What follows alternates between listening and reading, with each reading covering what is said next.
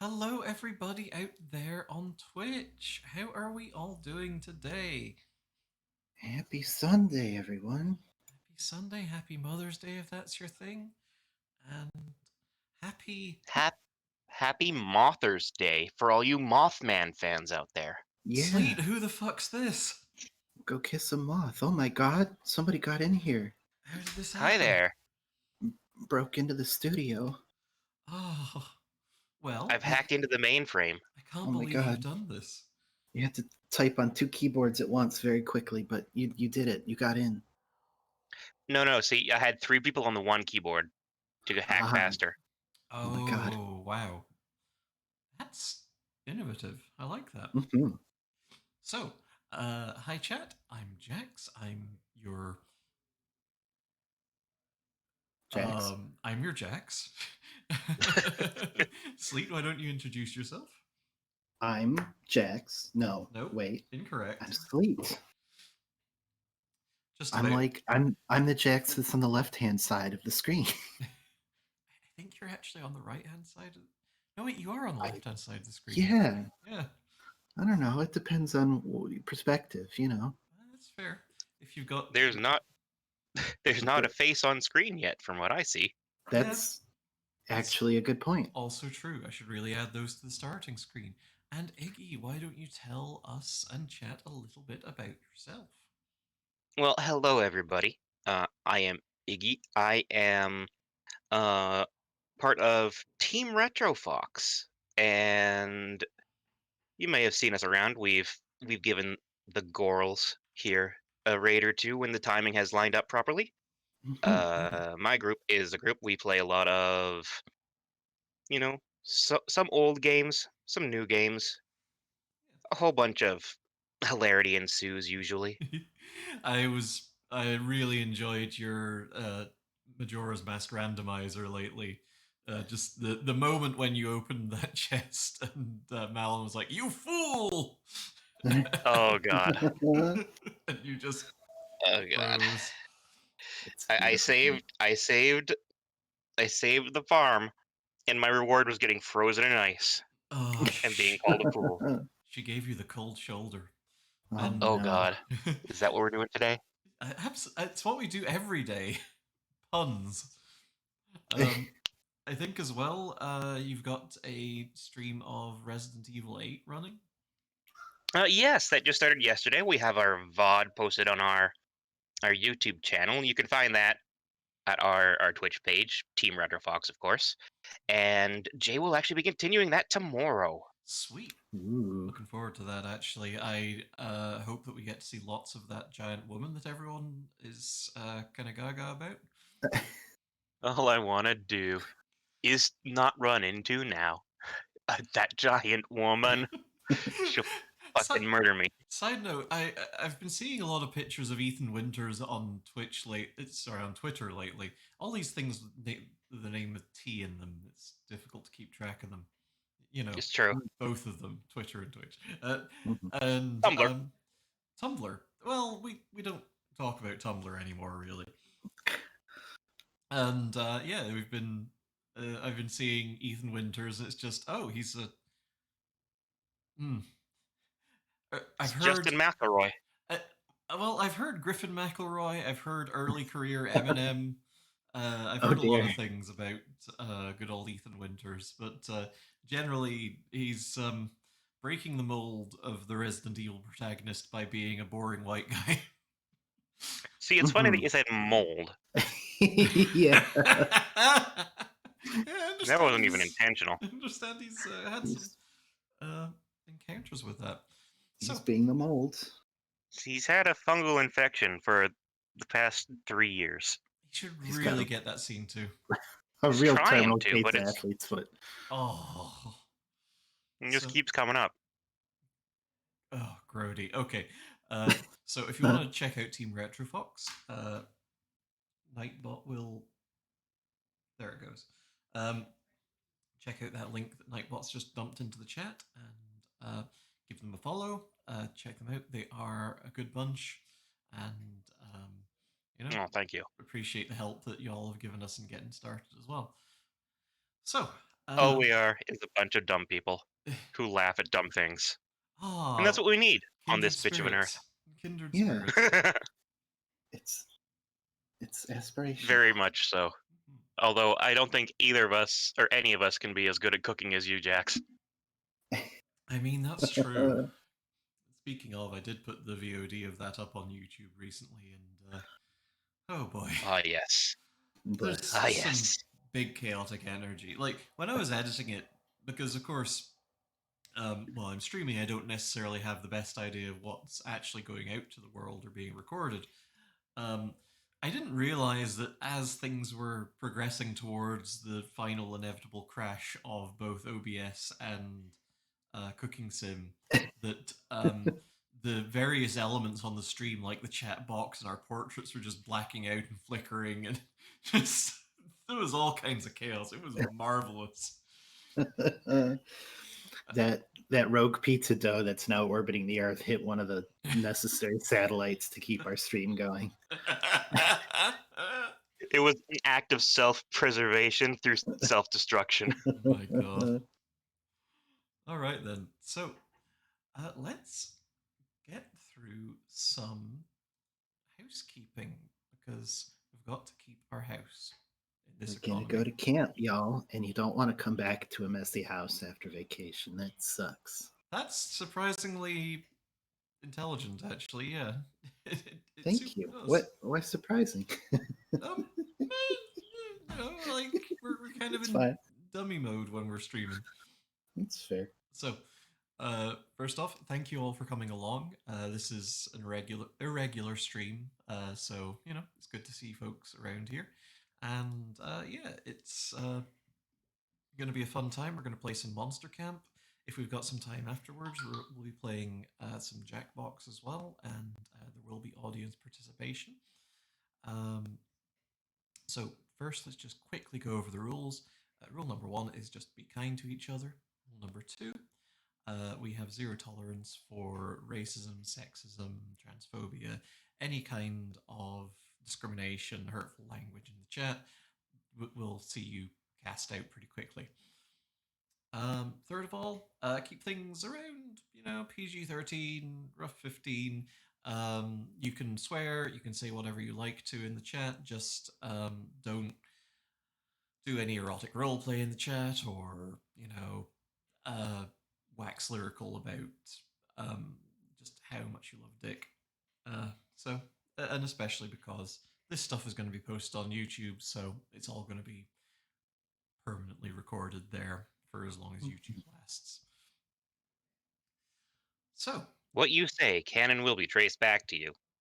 exactly. The CIA are watching our Let's Play of Monster Camp right now. There are government agents outside my apartment. Anybody talks about a PEMBIS, then we're gonna burn the whole country down. Not the Pimbor. You Not the cannot. Pimbor. I mean, you can talk about Pimbor. You could acknowledge the existence of Pembis, but you know, just keep it mostly inside your pants. Yeah. Um. Anyway, let's play this game where we're super horny for all these cute monster people. Absolutely. Just real quick, I just want to say that our next stream will be on Wednesday at our regularly scheduled time. We should be back to our regular schedule now that I've got through the gauntlet that is moving. Moving's a bitch. Oh my god, is it ever? Mhm. I feel your pain. I just moved. Yeah, I feel that. Actually, I'm making a liar out of myself because I might be a little bit disrupted next Saturday because we're going to have some people uh, bringing stuff into the apartment. So um, I will figure out whether I'll be able to stream there or we might stream a little bit later next Saturday. We will see. Um, also, I may need to duck out extremely briefly for like 5 minutes during the stream because IKEA are delivering my bed, and well, wouldn't you know it, they timed it really well, just exceptionally well. Oh. Mhm. Yeah, Well, that's the thing about IKEA. absolutely. Incomprehensible. I want to have a cameo on our stream. They do I'm so want to have a excited. cameo, absolutely. Just, And Just gotta bring in the big stream bucks. uh-huh. speaking of bringing the big stream bucks, like We're sponsored by IKEA. if you do want to support us, best thing you can do is, if you've not already, hit that follow button. Second best thing is, tell some friends about us, get them to hit that follow button.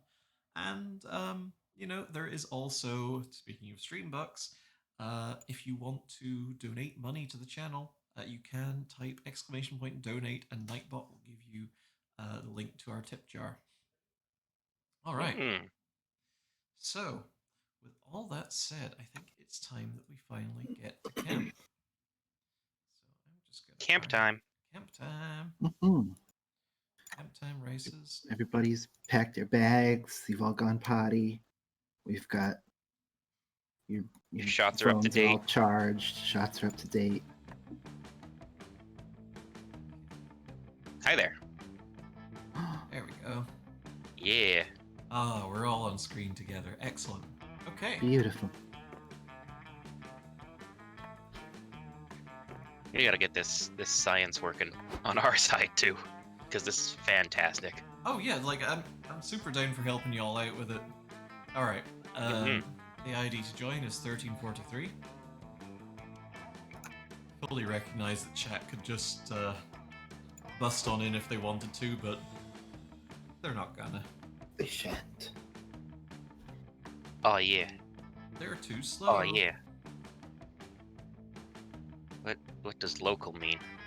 Oh, that means that I'm playing on my Oh, I local see. machine. Yeah. Ah yes. Full game, about 90 minutes. Yes. Okay. Iggy, do you have a better old-timey radio announcer voice than I do? Let's find out. Ah, Camp Spooky, the stage of some of our dearest summers. Back then we were young and unafraid. With school far away, everything seemed possible as the sun embraced us on our way to camp. Summer has that distinct power, doesn't it? You live for the days, while the nights inebriate you with possibilities. It's like life could take a turn at every corner.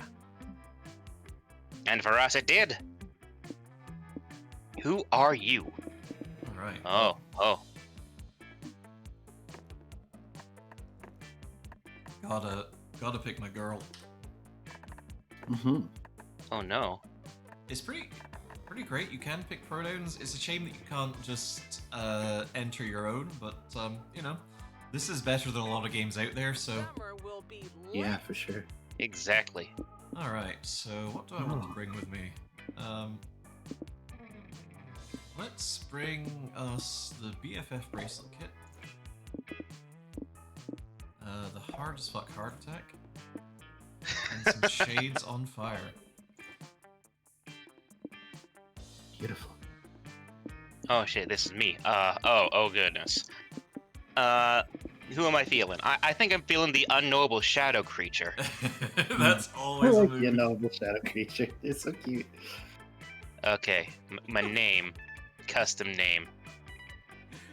Kato has the right of it. Sheesh, Yeah. use they. Oh, hang on a second. Is that lowercase? Lowercase. It exists. Okay. Yeah, Pronouns. otherwise Correct. everyone would just be yelling at you all the goddamn time. You must be screaming my name if you wish to address me. Okay. Oh, chest 2. I am feeling chest 2. A vampire sun hat? Maybe, maybe not. Oh, very strong insect repellent. That's kind of very useful. God, yeah. Sketchbook. I don't know. I'm not the best artist. Cult ring is pretty good, but It's got- Super it's got- Gravity Falls. It's got famous Tumblr sexy man on it. Pyramid guy. Uh-huh. You Yeah. Wuxler. Jack Spicer.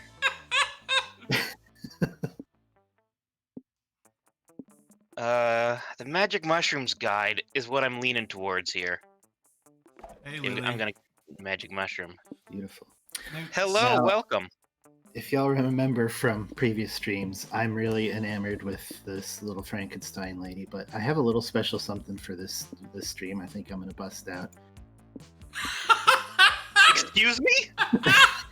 Excuse me? How did you do that? I am Fridge. She is Fridge. It's a special unlock. What's a good Fridge name? Prom Slore. The Kenmore the Fridge. Sleepbuster 9000. Oh, I can't put numbers? Oh no. I think you're just right out of room. But you did get Sleepbuster in there entirely. I'm the Sleepbuster Fridge. No, Okay. Shit. Now, Sleepbuster, would you like to explain to chat what the little Mom, icons spaghetti. popping up? What was that, Iggy? I said Mom Spaghetti. I'm sorry. I saw the spaghetti in the bottom left corner. Griffin pasta. Oh, and MC Griffin. Mm. Yeah, would you like to explain the little icons that pop up when you pick a thing?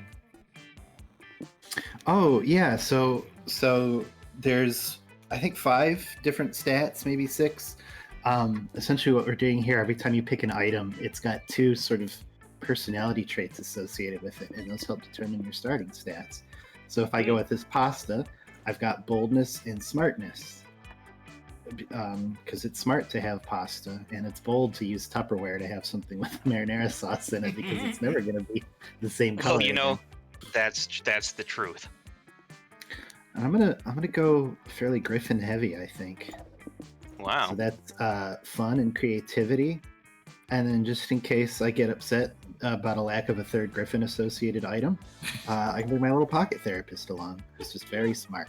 It's very smart to bring your therapist with you to camp. It's true. One might say that the Monster Prom had hardened us on the highs and lows of love. But no, in love we were always absolute beginners. And summer camp was no different. No one talked about it, but the idea of summer love loomed over our heads. Summer love drifting away, but oh, the summer nights. DMCA files. Aw. Close to the last day of camp, there was a meteor shower happening, just 3 weeks away. No. Everyone knew that if you were into someone, you were going to watch that damn thing together. And so, a silent yet powerful pressure invaded us. It was the Monster Prom all over again. Oh god, they did turn Griffin McElroy into reheated pasta. I can't believe they did that, especially when he had a winning album out. Griffin. MC Griffin. McElroy Griffin. Yeah, exactly. Everything seemed uncertain. Everything but one thing.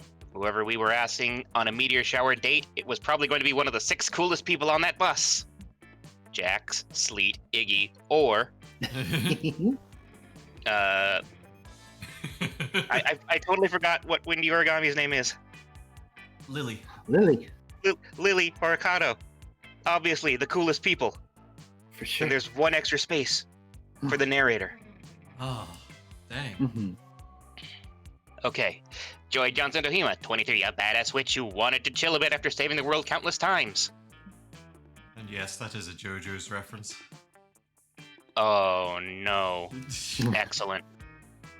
Ravi Mishra, 22, a hot-headed adventurer possessed by a curse who would turn out to be the most annoying roommate ever. Calculester Hewitt-Packard version 1.1, a library computer had become the sentient robot ready to experience life to its fullest. Dahlia Aquino, 20, a buff blue demon and warmonger who had set her sights on conquering summer next. Damien LaVey, 21, a fearless demon with a taste for destruction and a love of fire. Mood. And Milo Benadonna, 23, a Death Reaper doubling as an internet influencer and who was profoundly in love with life and all its earthly pleasures. Also a mood. Yeah, Milo is they, them as well, so that's neat. Ooh, very nice. The bus trip was long, and all of summer could be shaped by the first step well taken. And so it was clear, it all came down to breaking the ice and causing a good impression with the right person. Time to break the ice. Which of these would be your favorite food? Okay, so let's see. So these choices are all fairly transparently related to the characters. It's maybe less transparent when you've not played the game through. Um, but that's probably Damien. Uh, that I could. feel like that's probably Wino is the Milo. JoJo, because she had a thing of wine, I think. Oh yeah, yeah, that could be JoJo. That's Yeah. probably Milo. The guac is Milo. That's That's Dahlia. Dahlia. That's Aravi. Aravi. And this is And Calculus. it doesn't lock you into whom you're attempting to date, but it does sort of press you towards more interactions with them at the start. So, it's not like you have to make that sort of decision right away.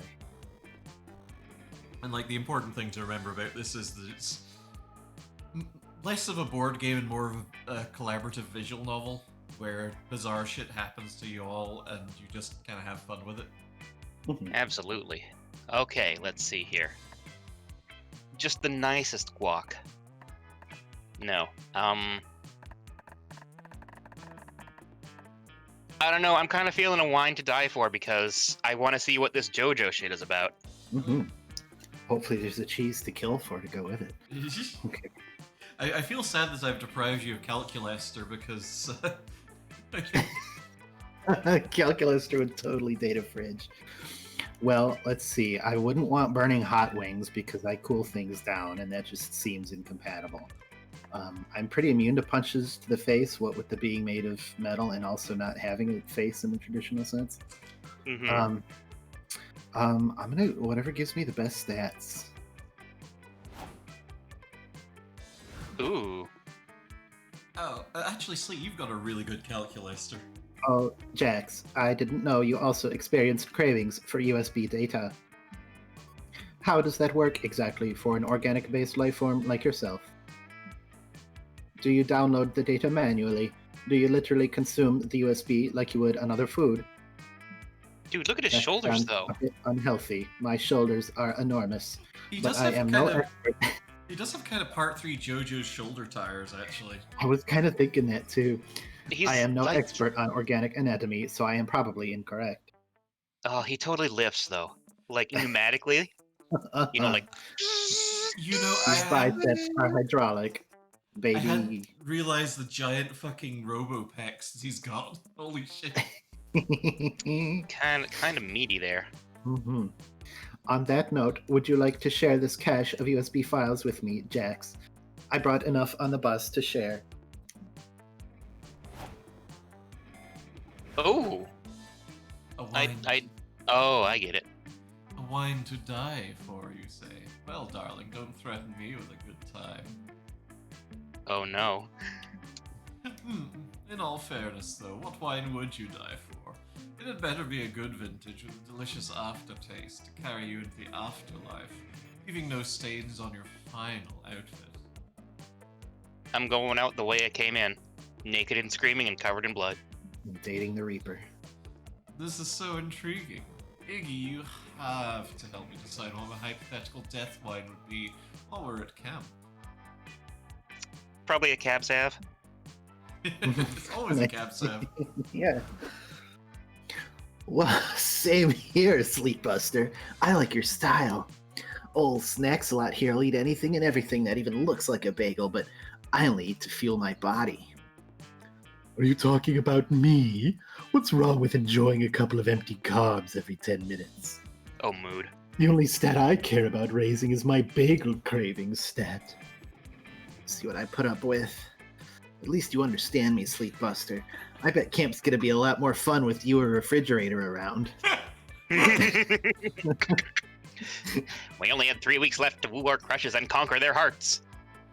Sleet's Hex voice is one of my favorite things. But as I already said, we were young and unafraid, and we were ready to start.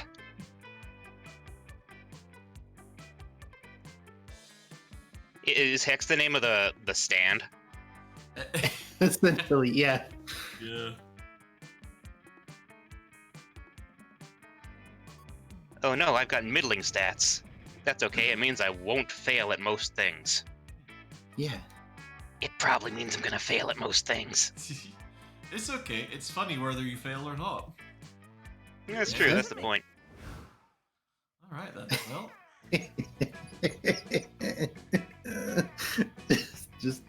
just a three fridge. buds hanging out.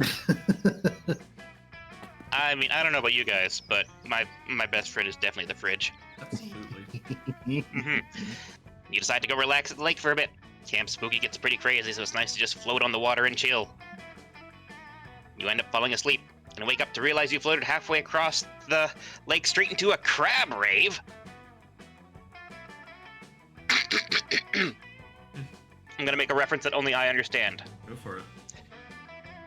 The Crabos are just as confused as you are, but they invite you to rave with them, and their party is surprisingly popping. You're right. I don't get that reference. Limit Breaker's old man. He does stuff about Dark Souls 3. Okay. What is the secret of the Catacomb Crabo? There's a crab in the catacombs that just comes out of a skeleton ball. Neat. Neat. Attack the weak spot for massive damage. You gain +1 invite to the next crab rave and +2 fun. Hooray. Oh. Later, you meet up with Calculester so he can teach you to count in binary. You're just getting to some of the more sensual numbers when... What is this? A box capable of self-locomotion? But what could be inside? Using basic logic, we can rule out a few obvious incorrect guesses. An elephant, tractor, or aircraft carrier would not fit inside a box of this size. You suggest that the box might contain Counselor Flodge, the camp's self-proclaimed camouflage instructor. Ah, I see how you might make that mistake, Jax, but the box clearly says not Counselor Flodge on it. Boxes do not have the mental capacity to tell lies, thus we must take it at its word. Perhaps it is... Cameron Orenthal Flodge. Ha ha! Another flawless disguise, courtesy of the D-Master himself. The D is for disguise. And I'm not required by law to say that. Uh-oh. Counselor Flodge, the one person I was certain could not be inside the box. How did you do it? Easy. A true master of disguise blends into his surroundings. My surroundings were a cardboard box. This is like that one AI attack where they wrote iPhone on a bit of paper and stuck it to an apple. Yeah. That's exactly what it is. Your advice is as brilliant as it is simple, Counselor Flodge. Might I ask your opinion on another disguise-related issue? Now you see me. Now you don't. Of course, Cal. I'm here to help. If I am even here at all. Excellent. For the entirety of my synthetic life, I have attempted to blend in with organics around me. However, my attempts have consistently met with limited success. Shut up. Do you have any tips for appearing more authentically alive? Oh, that's easy. All you need is a big trench coat and some brooms for hands. Works every time. I like his face. He's got a little snack there. He's got a having bug snack. Oh no.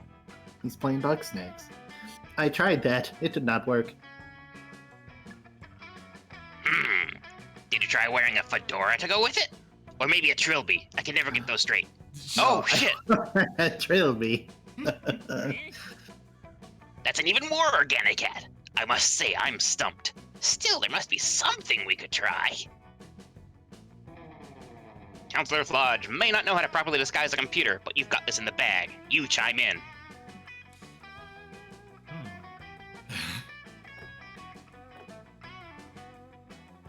Okay.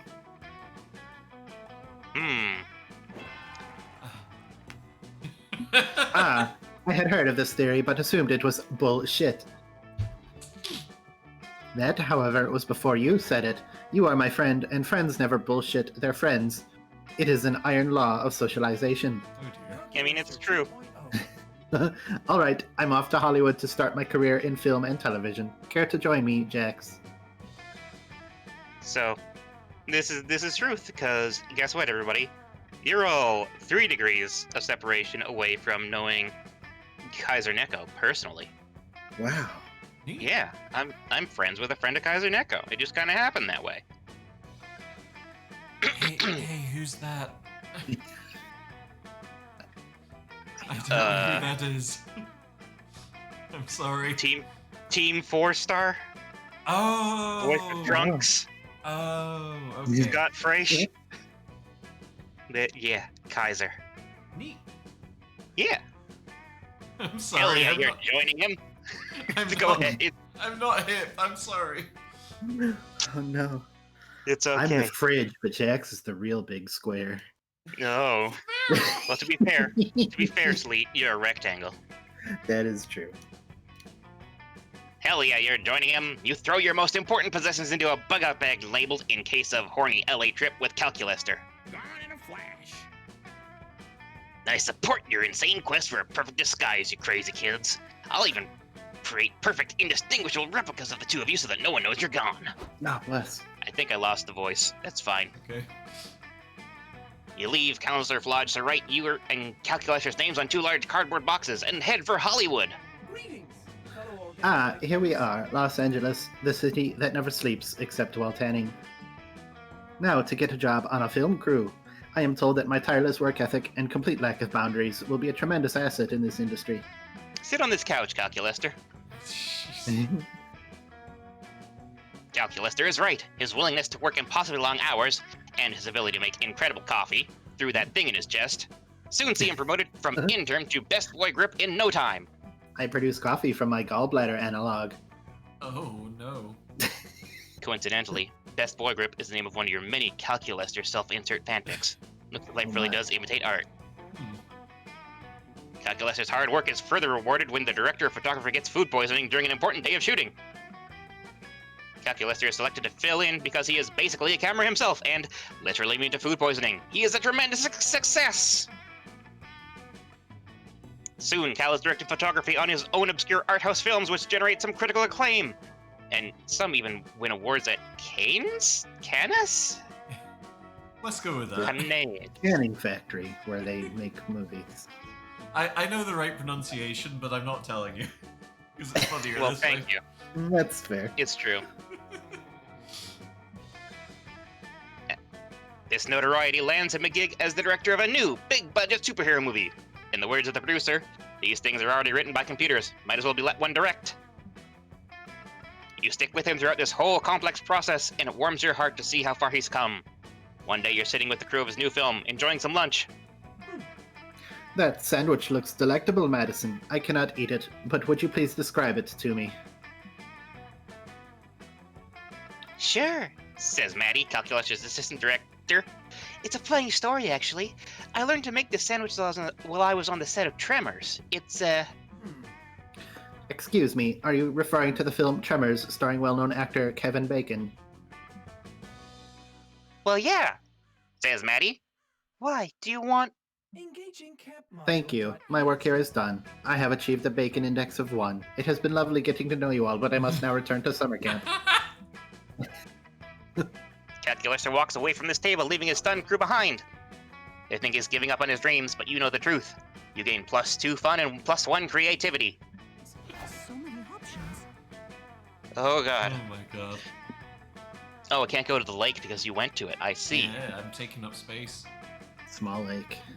Okay, let's see. Let's run to the woods, because apparently I have extreme anxiety about things, That's fair. based on being a shadow person. Neat. While hiking through the woods, you come across a bunch of delicious edible mushrooms. I brought the mushroom guide. Well, you think they're edible anyway. I mean, you ate them. On a completely unrelated note, you also meet an ancient all-powerful god who's timelessly intelligent, and also really into vaporwave for some reason. You gain +2 smarts from your dope conversation with the vaporwave god. Neat. St. Pepsi's work was seminal.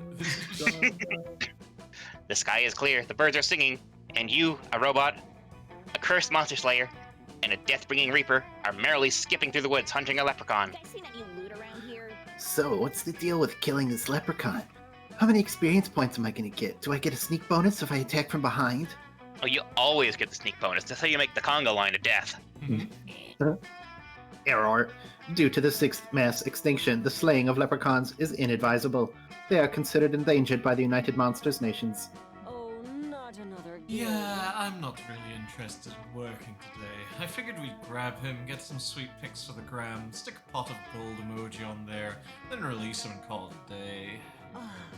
Speaking of the gram, this is one of the only spots in the woods I haven't posted a pic of yet. Hop in, everyone. Selfie time. You gather around for a cute pic full of ironic duck face, dabbing, and bunny ears, unaware that irony only leads to sincerity. Lit. Uploading. Uploading. Uploading. No service? I hate to be the bearer of bad news. I am using hate idiomatically here because technically I feel nothing. But there appears to be no reception here. No! What? Oh, that's such bullshit. With no connectivity, my party has lost their buffs. Totally non-optimal.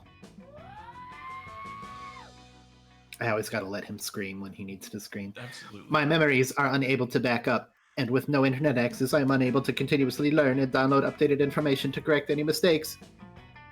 What if I become racist? What if I connect to the internet and Calculester is over is trending because I have become problematic? Call-out culture. It's a bad thing. My phone. You're worried. If I don't post in the next 5 minutes, all my followers will think I've died, and I won't even be online to reap the pity likes. Hey, chill out, guys. Being online isn't everything. Let's just hang tight and order a pizza. Oh no, we can't. We have no service. Oh fuck, where am I gonna get pizza? We need the internet stat. Yikes. Seems like your friends are spiraling out of control. Of course, you could use this as a teachable moment about your extreme dependence on the internet. But you're not gonna do that, lol. You're taking the easy way out and snagging at some net. Here's how. What we need is the long wireless antenna between your legs, Calculester. We need to lure the internet out into the woods. Create more content. Wowzers. There's PG-15, right? Oh no. Oh no, not so creative. I'll never turn down the opportunity to create more content. The question is, what kind? I've got this. A speedrun of me killing all the animals in the woods. Not really vibing with me. I was thinking more along the lines of an unboxing of the hot new scythe I just got. Are you gonna eat that? Aravi's wins, since it can be followed by a culinary review of how the animals taste when I swallow them whole. Unless I can eat your murder tools, in which case either rocks. My friends, the most foolproof option would be to generate content based on an algorithm of what people want to see most. Beep boop, I am YouTube. Oh no, face is pandas.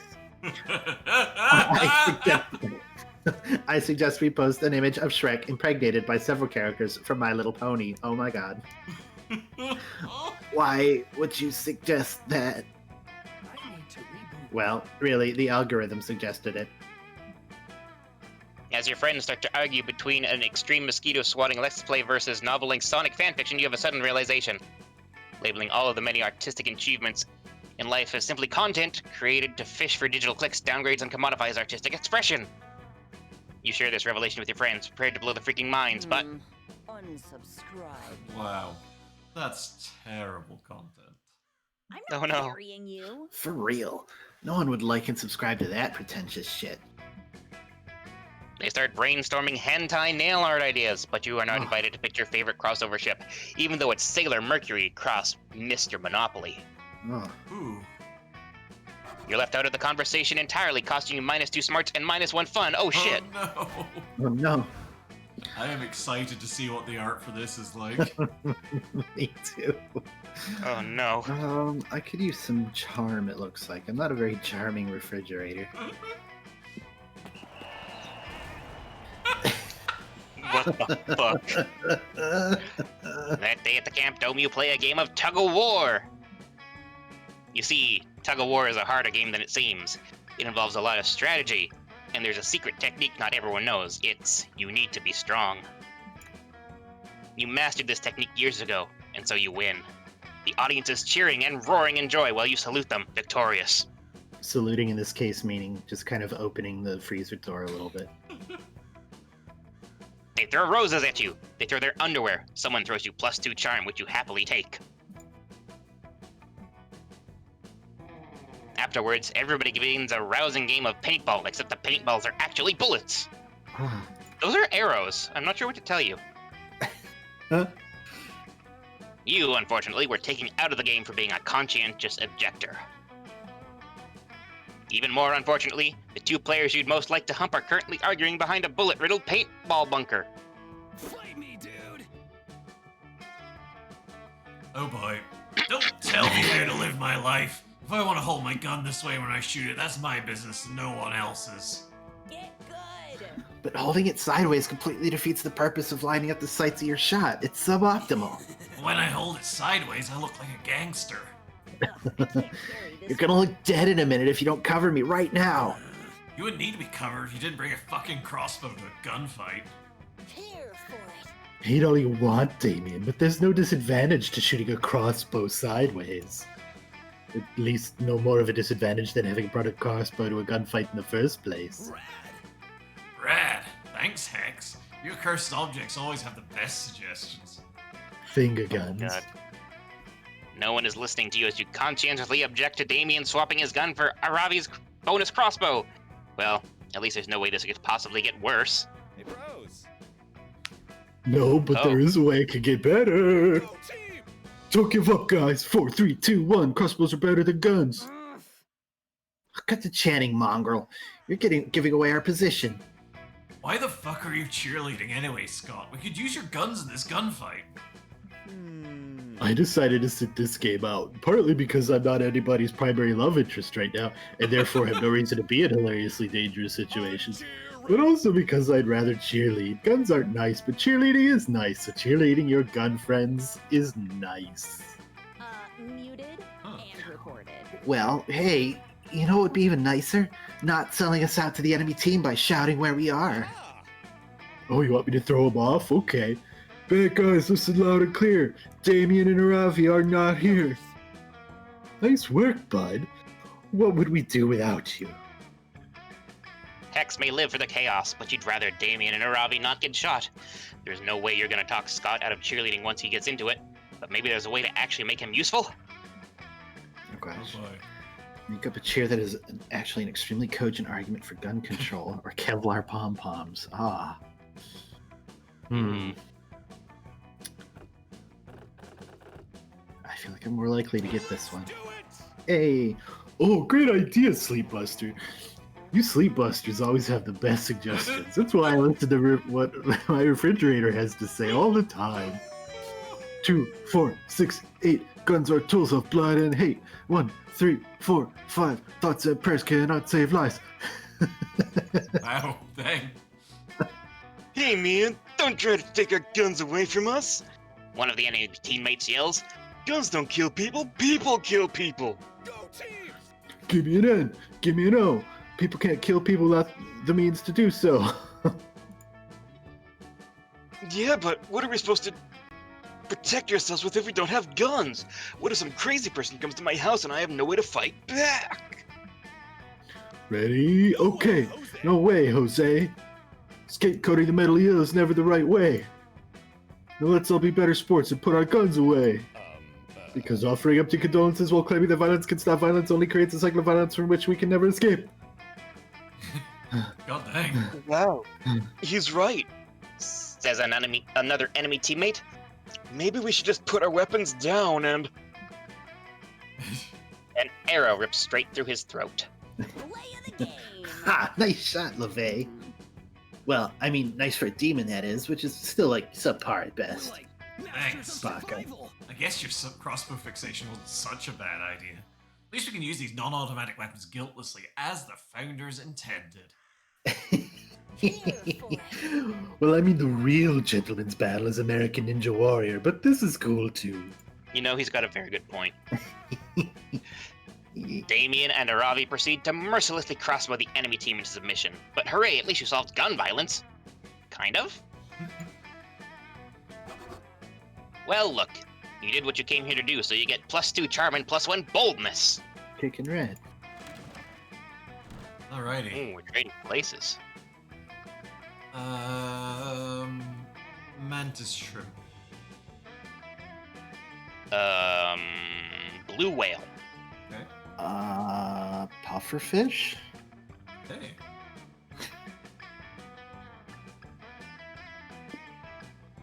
I feel like we Ooh. had a question last night about whether a blue whale was granted opposable thumbs as well. Yeah, I think we did. I think you picked blue whale. I sure did. Hmm. Um, Well, if I may, mantis shrimp basically has thumbs that are guns already. they've Sure already they got do. they've already got finger guns. Yeah. They got finger guns, so then they could go finger guns and then go and like bend their thumbs. It's pretty dangerous. It is pretty dangerous. Pufferfish. I mean, I feel like their little hands would just like just- turn into big cartoon gloves when they got scared, and they wouldn't be able to do anything with them. Look at the risk. They would poke their thumbs on their own spikes. And then they just go like violently deflating off into the distance. and blue whales also is like, what is a blue whale gonna do with thumbs? They're too chill. Yeah. They're too chill. I mean, they give you the thumbs up. I think we're in the proper order already. Yeah. Ooh. Make some space. Alrighty. Let's see. I am desperately in need of brains. That You're day, not you a get lost in the zombie. woods. You decide to study the tree's bark and moss patterns to solve the situation. By reading one tree's bark, you realize which direction north is. By reading another tree's bark, you learn the exact age of the tree, 73 years old. By reading yet another tree's bark, you learn the tree likes Irish poetry and believes Buffy and Spike were the ultimate ship on Buffy the Vampire Slayer. Wow, so much useless knowledge. You gain +2 smarts. I sense disagreement. I mean, I don't know. Later, you're busy making your bionicles smooch each other until Calculaster grabs you, Damien, and Dahlia and leads you deep into the woods. Oh, goodbye, Jax's throat. Friends, thank you for responding to my behavior. I was trying to best simulate severe distress. First off, greetings. Have no fear. I bestow my greetings. Hey. I have assembled you here because, as you can see, there is a critical plant emergency in the forest. These plants are failing to pollinate. Oh, we gotta make sure these plants start fucking. The situation is dire. There is a 99.98% likelihood that your Wii remote battery is low. But this will negatively affect the plant population of the woods. Fuck me. Jesus. God damn it. Oh. Are you saying what I think you're saying? Are we in the middle of a plant apocalypse? Dahlia, that is completely accurate. Also, I admire your word choice. Please, I need you three to help me save these botanical organisms. Fucking metal. Plants are actually fucking metal. Did you know there are plants that can eat a whole car if you dare them to? I'm down to help. I am not certain that's accurate, but I am also excited that you have agreed to help me. Have no fear. I'll also help. Hail Dahlia, savior of plants. Before I forget, I have just one question. What is pollination and why does it matter even at all? Oh, that's an excellent question. Plant biology is one of my favorite internet search terms, so I'd be happy to give explanation. Oh, wow. Simply put, pollination is the act of transferring pollen grains from the male anther of a flower to the female stigma. Wait, is pollination the reason why trees smell like jizz in the spring? I was getting the weirdest boners from that smell last year. Gross. It is pretty Pollen weird. travels from one flower to another via animals or insects. We call animals or insects that transfer pollen from plant to plant pollinators. Damn. Those pollinators just roll around from one flower to another, getting all covered in those pollen grains, soaking everyone in that filthy pollen. I'm blushing right now. Once pollen is transferred between flowers, the flower can produce a seed. Seeds contain the genetic information to produce a new plant. Penis face. Holy shit! Pollination gets plants pregante? Are you telling me that pollination is plant fucking? This is a takeover! Wrong voice. I don't really have a good voice for her. Like, I want to do, big, angry gem lady from Steven Universe, but I don't have that range. I am mildly aroused by pollination, and we should help these plants immediately. Time to take that mild arousal to full-blown plant boner. Get these plants in the mood to pollinate, baby! Okay, so turn down the lights, play some smooth music, and install a TV that only plays B-movie. These plants will be wet with pollen in no time. Or foreplay is key. Look for the nearest tree and start caressing its nuts. Wowzers.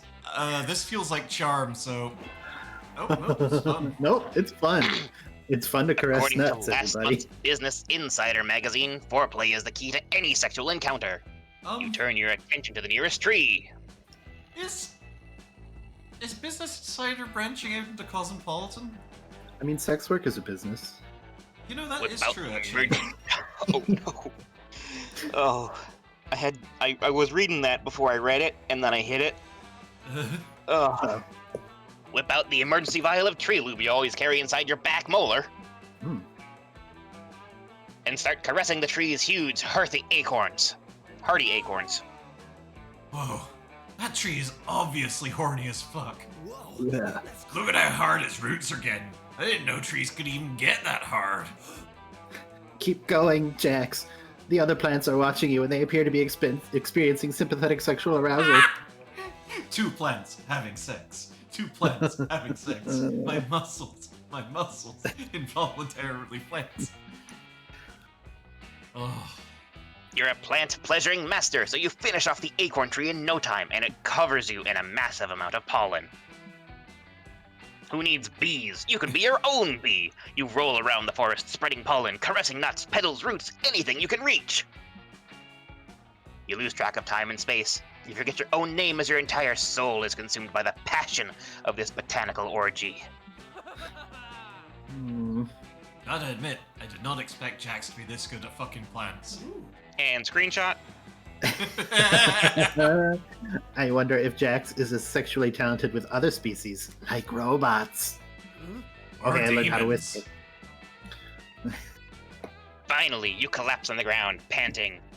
Every plant in the forest has been successfully and consensually pollinated. You smell weird. I mean, you always smell weird. Jax, thank you so much for that profound sexual display. You saved the plants. It's incredibly impressive, what with your hair being on fire and everything. You know, yeah. I have run the numbers, and I am happy to report that the world is now 7% safer from the impending climate crisis. Good. Wow, you really fucked your way out of that problem. You gain a reputation as a love-making genius, along with +2 fun and +1 charm. Lily, I don't want to imagine plants ejaculating IRL. That sounds rough. So many options. This is already hard.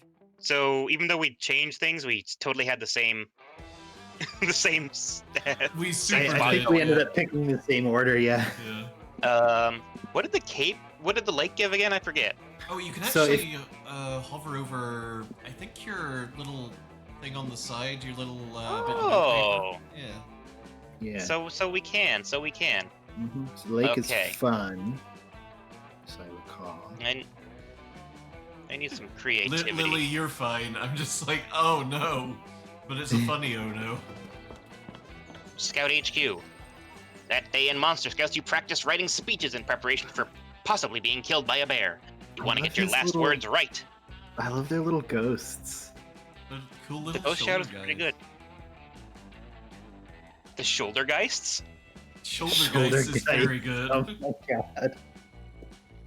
You decide to write a heartfelt poem dedicated to your favorite things in life.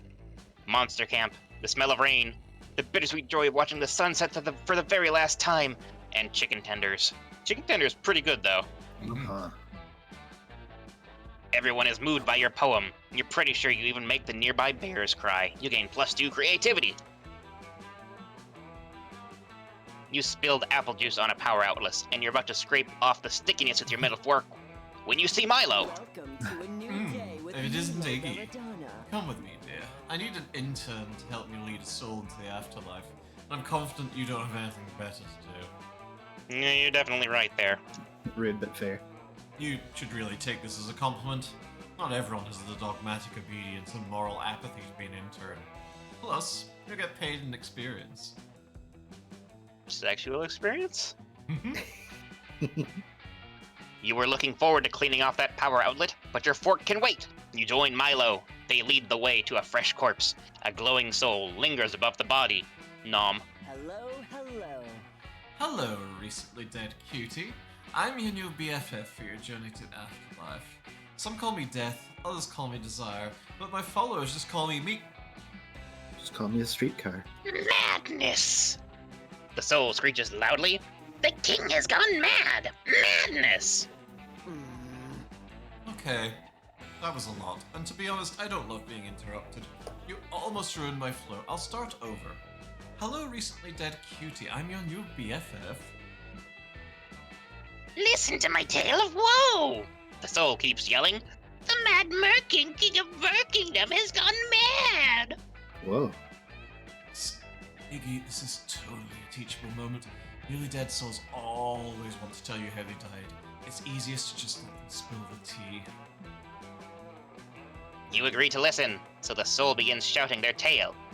I was the Merking's master of coin. I served the Merking with pride and enforced a 180% tax upon the peasantry. Until the dark night when the Merking was attacked. He survived, but became paranoid, claiming that the attack was a coup orchestrated by his council. He killed us all. But 'twas no coup. In my dying words, I tried to tell the Merking. 'Twas an ancient curse upon the crown. That dark night, the Merking was struck by a vengeful spectre. I saw the spectre myself. It took the form of a young woman. As the spectre passed me by, I remember it stank of tequila and the devil's lettuce. I'm just getting higher and higher pitched. Oh god. Oh my god, I'm riveted. The assassination, the coup, and now a ghost. I'm afraid I might faint from the drama. I know, right? Thanks for listening. I feel better after telling my tale of woe. You can take me to the afterlife now. I'd love to, darling, but I'm afraid we have a problem. I see you're hoping to bring along some luggage. That's fine, but you're way over our weight limit for mortal possessions.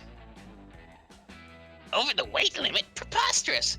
My family buried me with just 19 satchels full of my dearest possessions. Can't I upgrade to Economy Plus? I'm afraid not, dear. I only give special treatment to relevant dead people, like the ones who are verified on Twitter. It's only fair. And, Italian Elon Musk guy. I send the car into space! I don't have to pay the taxes! Oh! Whoa. Pa! What do you mean I'm not relevant enough for special treatment? I know the Merking! You can call us customer service. Oh, sorry. You call this customer service, I call it madness. Let me speak to your manager. Uh-oh. Looks like this dead aristocrat has gone full-on Karen mode. Quick, prove your worth as Milo's intern and help them figure out what luggage to leave behind. Holy I shit, feel like okay. a Karen is a type of monster, so that tracks. Yeah. They would show up here. Oh, Release God, the I have no idea. Karen. Oh god, I have no idea what would be the best option for my stats. I mean, I'm basically even across the board, so...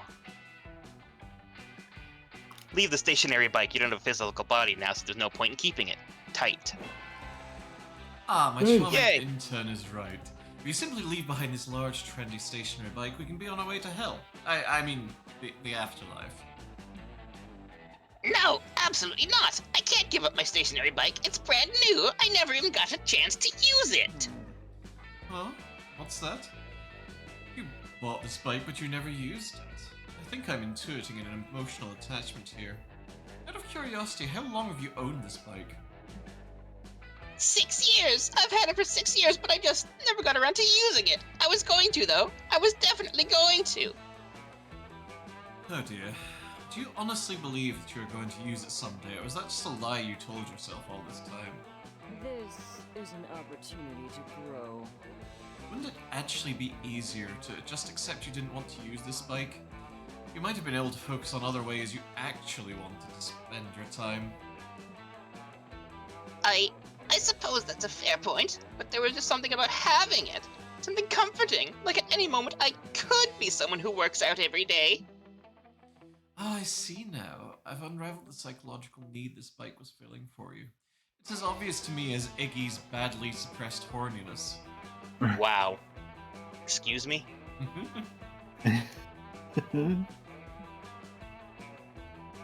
This game absolutely is going to be a goldmine of dated references. It's going to be beautiful. It sure is, yeah. What? Tell me the secrets of my psyche, you fashionable reaper! You kept this bike for 6 years precisely because it is stationary. Unconsciously, you knew it was incapable of leaving you.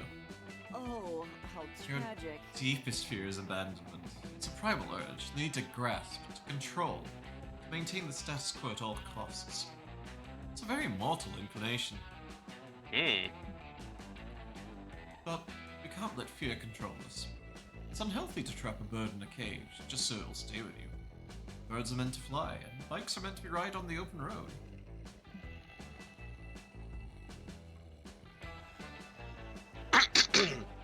The soul starts sobbing wildly. You're right. I always feared being alone. I had nightmares that the bike would ride far away from me and never return. But now, I understand. I've had a breakthrough. In death, I can let go of my fears. I can become more free than I ever was when I was alive. You, Milo, and the soul throw the bike off a cliff in a dramatic gesture of catharsis. You hear a horrible crash at the bottom of the cliff, but like, whatevs. I feel so much better now. I feel so light in my heart and my soul. It's like I can fly. Thank you, you angel of death. And thank you, you useless intern. Got a gig. I'm happy that you're happy, dear. And we really should get a move on. I just got a notification about another gig I have to get to right after this. Seems a family of 4 innocent campers needs to be taken to heaven. The cause of death was internal cranial bleeding due to falling stationary bike. So random. That's how you make a gig economy. Mm-hmm. Milo gives you a glowing letter of recommendation for your internship. You eat the letter, and it gives you +2 creativity and +1 boldness. Hell yeah! Oh, delicious. Wow. Okay, let's see. So I could work on my fun a little bit. Holy Yep, shit. sure. Before you go to the lake, you decide to make the most fun inflatable toy to float on that you possibly can. Oh. You combine many of your favorite fun things. Ice cream, tabletop games, watching your enemies fail, ducks. The resulting amalgamation is certainly interesting, even if it doesn't exactly float on water. You decide to name your toy Dr. Frankenfun. Or maybe you should name it Dr. Frankenfun's Monster? Just beholding the horror you've created gives you +2 fun! Yay. You're wandering around the camp, hoping you'll bump into Aravi. But not in a creepy stalker way. Whee! Watch it fly! Yep, watching it. It sure goes into the air, just like all kites. Hey! Hey, Sleepbuster, come over here and tell Aravi how cool flying this kite is. You don't know if you want to do that because she clearly doesn't think so, and you're not in the business of contradicting hot people. But just to get a more holistic sense of what's going on, you ask Aravi what's going on, holistically. What's going on holistically? To make our symbiotic relationship as adventurer and curse attached to that adventure more tolerable, we've created a schedule where we alternate doing things we like. So on some days I get to do awesome stuff like raiding dungeons and fighting trolls and delivering absurd objects to absurd people. Snacks. And then on some days we get to chill at home watching TV and eating pizza and chips and candy. And Hex likes to pick up different hobbies they see on TV and then forget about them in a day or two. Hey, I do not. Then why do I have half-finished scarves, decoupage, pot holders, friendship bracelets, and a taxidermied rabbit in my skeleton? Can we just I'm fucking watch gonna finish skeleton. all of those. I just haven't had time yet because of all the eating junk food and watching TV.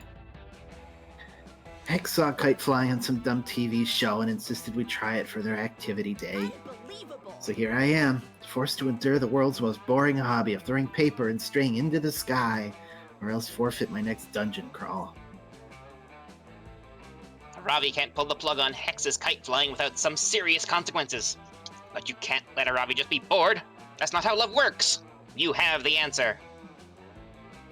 Aravi loves upgrading all our gear with magic and whatnot. Upgrade the kite by tying some blades to it and see what happens. Or enter and conquer the scene of hardcore, hyper-competitive kite flying. Holy shit. That was bold. Hardcore, hyper-competitive kite flying? Really? Kites are cool only if they're competitive? Prepare to die. Duh, stuff is only fun if I can crush someone else at it. It gives me a sense of superiority and tons of material for my therapy sessions. Yeah, I bet. Sleepbuster, let's get down to business. I need a training partner. Want a krill in me? It's when you pose some degree of rivalry for a short period of training. I end up surpassing you easily, but then you can get some sort of climax by sacrificing yourself. I mean, that... Yeah. That's pretty good. Pretty good to be one of the two strongest humans. Uh-huh. Sure. You go into kite training, you learn all sorts of epic anime-like techniques. The stable technique that you'll update every now and then with a fairly similar updated version. Upgraded. The forbidden technique that can kill you. You promise to use it only in life or death situation, but you end up always using it. So much fun! Shinki Koho. And no, that's all. 90% of anime techniques fall into those two categories. But enough about training. You're not training anymore, you're now in the legendary kite tournament! We've done it, Sleepbuster. All of our training has led to this. I feel we're preparing for this moment since forever. Okay, now I'm just imagining, like, a kite going into like, a fridge, and the fridge is just standing there doing nothing, and the kite's just doing all this amazing shit. You have a very unique You have a very unique understanding of forever, girl. You're interrupted, though. Stop chattering, you weaklings. It's me, Buffbird, the big buff rival who's super confident in himself when he's paired with a small adversary in the tournament. Oh no. Oh, hang on a second. I'm gonna change the voice now. Okay, understandable. Vegeta, what does the scouter say about his power level? There we go. You're my first adversary, girl, and you're small. So you can bet I feel confident. Buffbird! Then she wins. Boring. Can we skip to the end of this already? You do! It's the final already somehow. And Aravi is in it. Who could have guessed? I follow the path of the kite. Oh, hello. Who the Oh my. Aravi. Hang on, no, that's too close to Milo. Aravi. Aravi, I must admit that you've shown all of us kite fighters that you're one to respect, even though you're totally new to the competitive kite scene. Your head will be But this marred. ends now, I'm afraid. Cobra Kite. Oh Jesus. my. Holy shit. I'm into this guy. Why can't I date him? Stop! I'm also a finalist. Everyone has perished under the fangs of the fearsome technique of Cobra Kite. Also, I think whoever is organizing the tournament is super drunk. Most of it makes zero sense. Sword. Gasp. We meet again, Sarth, my sworn rival. Today I put an end to your reign of kite terror.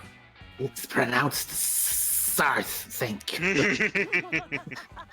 Kite terror. You could try, or we could join forces. I agree with Kato. Oh no, hot snake. Oh no, hot snake. Defeat is not Definitely. an option. Double gasp. That way we could first ensure Ravi is out. Because in the most climactic moment, when two people team up against one, they tend to win. Yeah, it's a foolproof plan. I'm smart that way. Shut up. It's not Ah, a shut deal. up. I'm gonna beat your lore expo dumping asses. But Chio and Sarth joining forces after a long-sworn rivalry seems to hold a lot of significance in the TV show game or whatever dumb form of media they come from. So their alliance turns out to be very powerful, even for a Ravi. I tried to go Dragon Ball Z That's fair. narrator for this bit. A Ravi is done for, unless you two put aside the long, ancient rivalry you two have held since, like, the very start of this outcome. Sleepbuster and I joining forces? Well, You unlock the third type of anime technique, the dual technique that can only be performed by former rivals joining forces. It's a thing of beauty. ah, Ah, Oh. defeat is cruel, but it is acceptable when bested by such a formidable technique. yes! Ah, shit, now he's got me doing it. Sleepbuster, I asked you to Krillin me and you just vegetated the whole situation. I admit I underestimated you. This is almost hot. Wow. And this is only the start. I will become the Kite Hokage or something. This is my new character arc. Hokage. Fuck my life.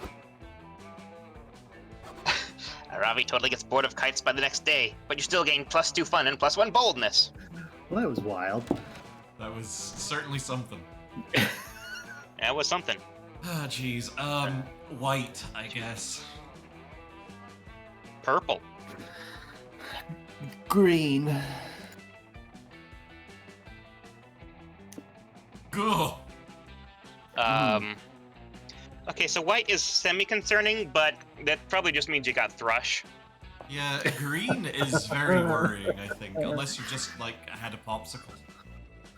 Yeah. Purple is, Not that's great. not a color that would happen unless you're dying. Being choked. I think purple, then Yeah. green, then white. That's fair. Oh. Alright, I can settle with that, thank you. Purple, green, white. Week 1, nighttime. Pack some marshmallows? If anyone wants some. Alright, so in Uh-oh. this, Oh, I you like get your to... book. They're so Go cute. ahead. Oh, Hot snake. Mothman!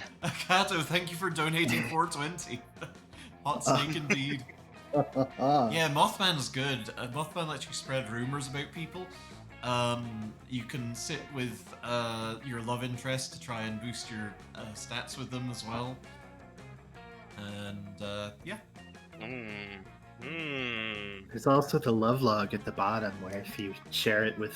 How does it work? You share it with other players and then you all Yeah. boost your stats? Yeah, but if yeah. you sit alone, then it hurts you? Oh, Absolutely. oh. Well then. Love log. Ah. I throw myself into your caring embraces. Ah, You sit on a log by yourself. No, that's not the voice I did at all. You sit on a log by yourself. Dateline Mount Fuji. There we go. Hopefully someone will sit next to you. That said, I know there's at least one person you're really hoping will sit with you. Oh, don't give me that look. I've been watching you make fuck me eyes at Jax all game long. Dang. dang. Mr. Steal your girl, apparently. Maybe they'll sit with you, maybe not. Who knows? Maybe this will all be some totally embarrassing waste of time. That's the fun of the love log. It's always a gamble. Let's hope it pays off this time. Okay, well, since it wants to pair you with Jax, I guess I'm gonna go hang out with... You know, I want to hang out with Mothman. Hell yeah. Mothman! Who wants to voice Mothman? I can be Mothman. Hell yeah. Sleepbuster, I'm so glad you're here. I've just heard the most astounding rumor. There is gossip going around Camp Spooky that this is not a summer camp at all. It is merely a simulation. Of the dating variety, in fact.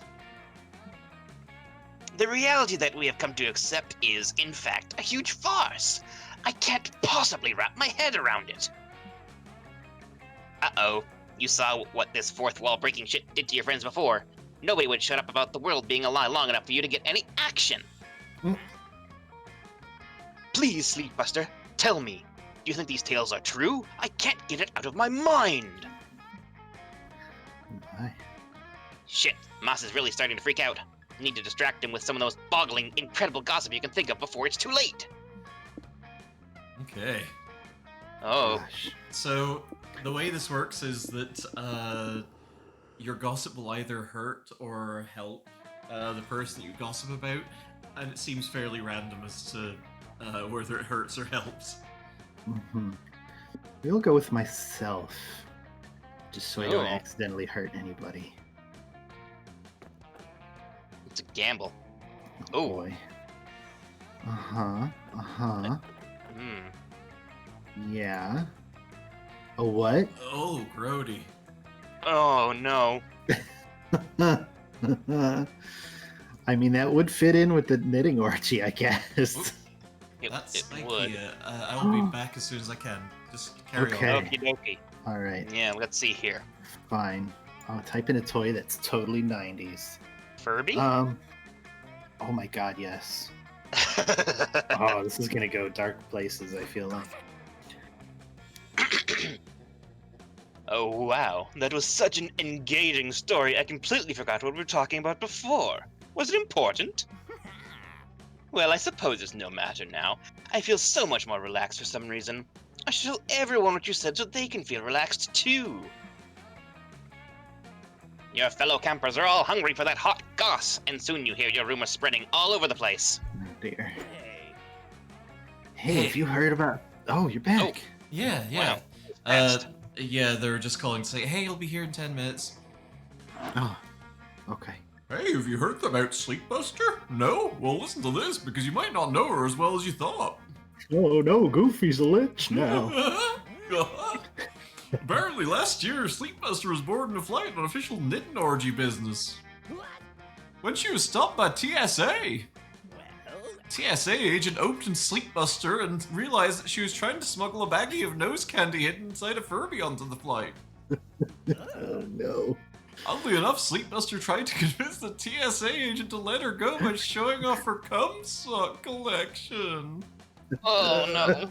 Unfortunately, it wasn't enough to convince the TSA agent to let her board the flight with her sweet, sweet Furby. Somehow. Don't know how it didn't work, but... It's pretty mind-blowing, huh? I'd keep his info in mind next time you see Sleepbuster around and about. No. Oh no! Oh no! Oh no. Oh god. Oh no. Oh, beans. Well, Oh. I've gotta. Oh yeah. Oh! My polterghosts. Oh. You sit with Iggy. You weren't about to let him be alone during the campfire. You had a nice conversation. Being friends, you navigate through topics with ease. Your biggest fears, how cute octopuses are. Do's and don'ts in fashion choices.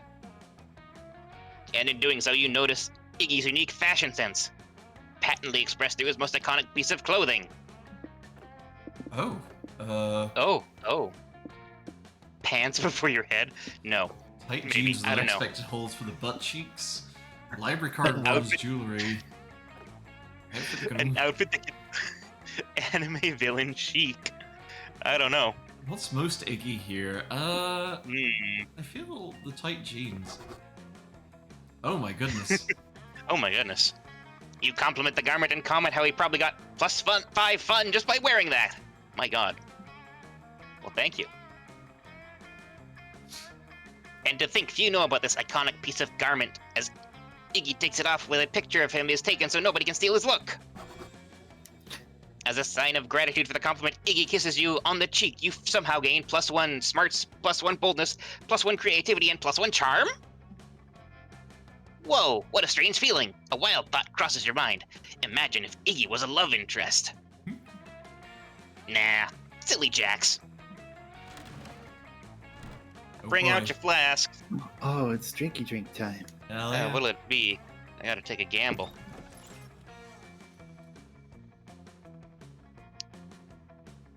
Is this all the same? Oh, yes.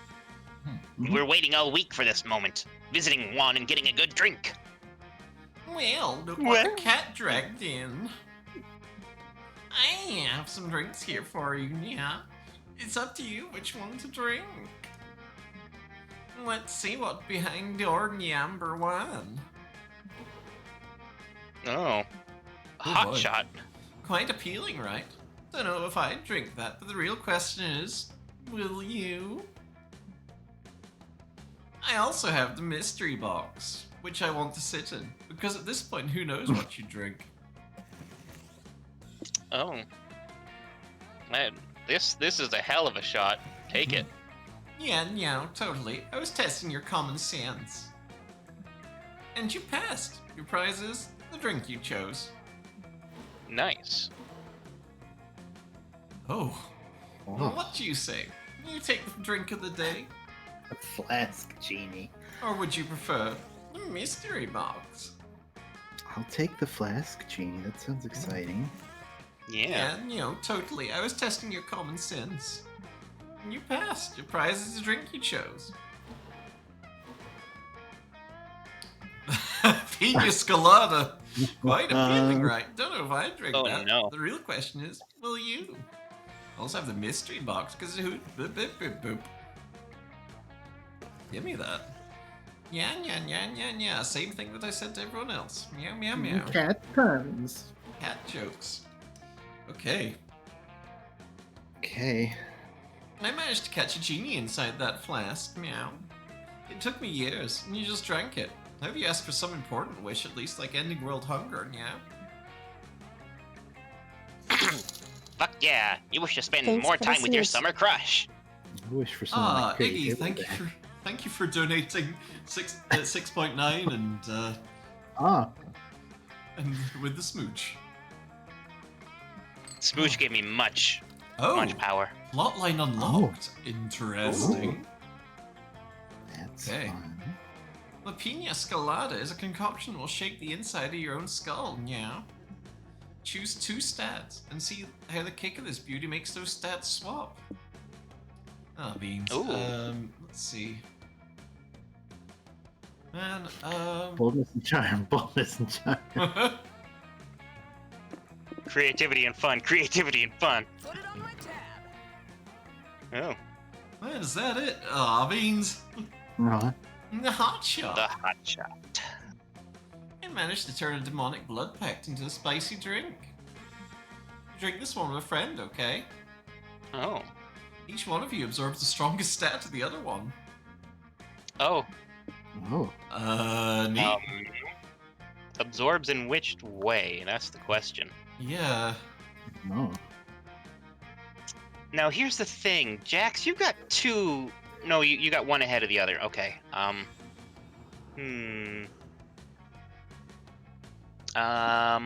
very afraid. I'm gonna go with Sleet. Because Sleet's highest is fun, and my highest is fun. Mm-hmm. Stat drain kink, basically. Okay. But just one. Whoa. Oh my oh, god, oh. holy shit. Wow. Oh shit. Okay. Oh shit. Wow. You can Okay. stomach that, yeah. Happy trails. Oh. I'm so fucking fun. You're You're the most fun dumb fridge. I'm so fucking stupid. Bimbo So fridge. Bimbo fridge. Fridgebo? Frimbo. Frimbo. I'm a Frimbo. Frimbo Saturday. Everybody choose an animal. I'm gonna say a sim, because those are basically animals. Wow. Animals. Peacock. I'm gonna go with turtle. Okay. You don't really need to be a jack of all trades to win, Lily. Like, it depends on the character that you're dating, and it depends on the choices that come up for you. Like, Yeah, different characters like different stat spreads. So sometimes it's just about having one stat really high. Some like having them fairly even, stuff like that.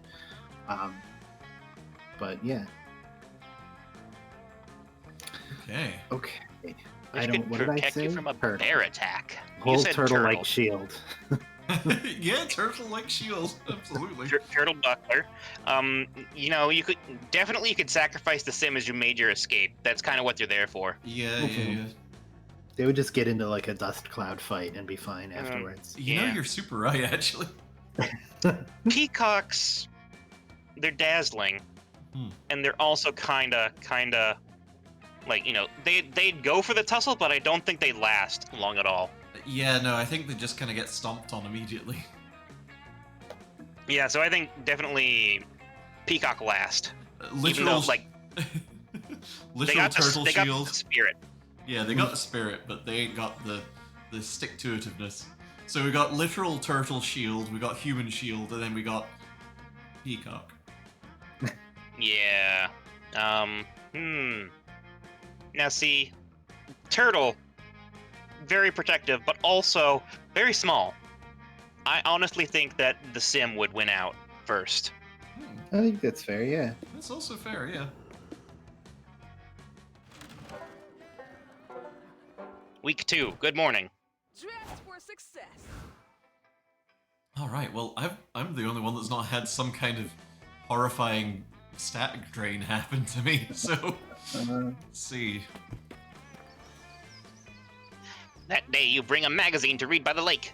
The cover story is How to Gain Fun While Camping with Your 6 Hottest, Most Charismatic Friends. Step 1, go to the lake. Step 2, wait. What, that's it? And why hasn't it worked for you yet? Oh wait, you just gained +2 fun. Thanks, Cosmopolitan!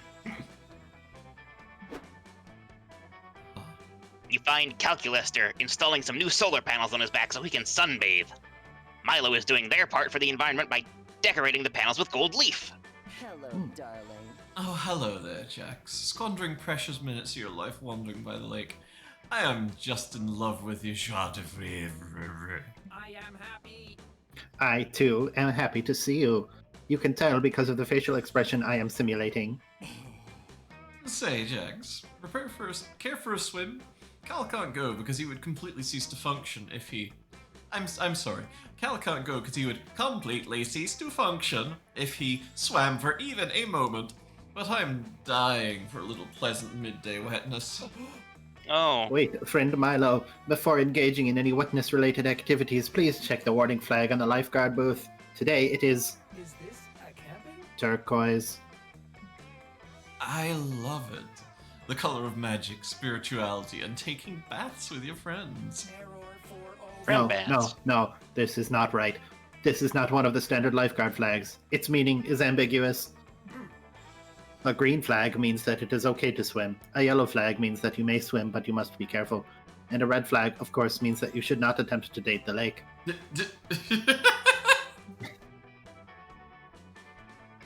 We'll just see about that, you think to yourself. Error. But I find this turquoise flag both mysterious and threatening.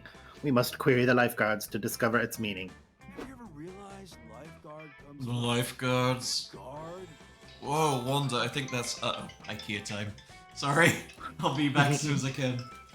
Not a problem, I'll take over.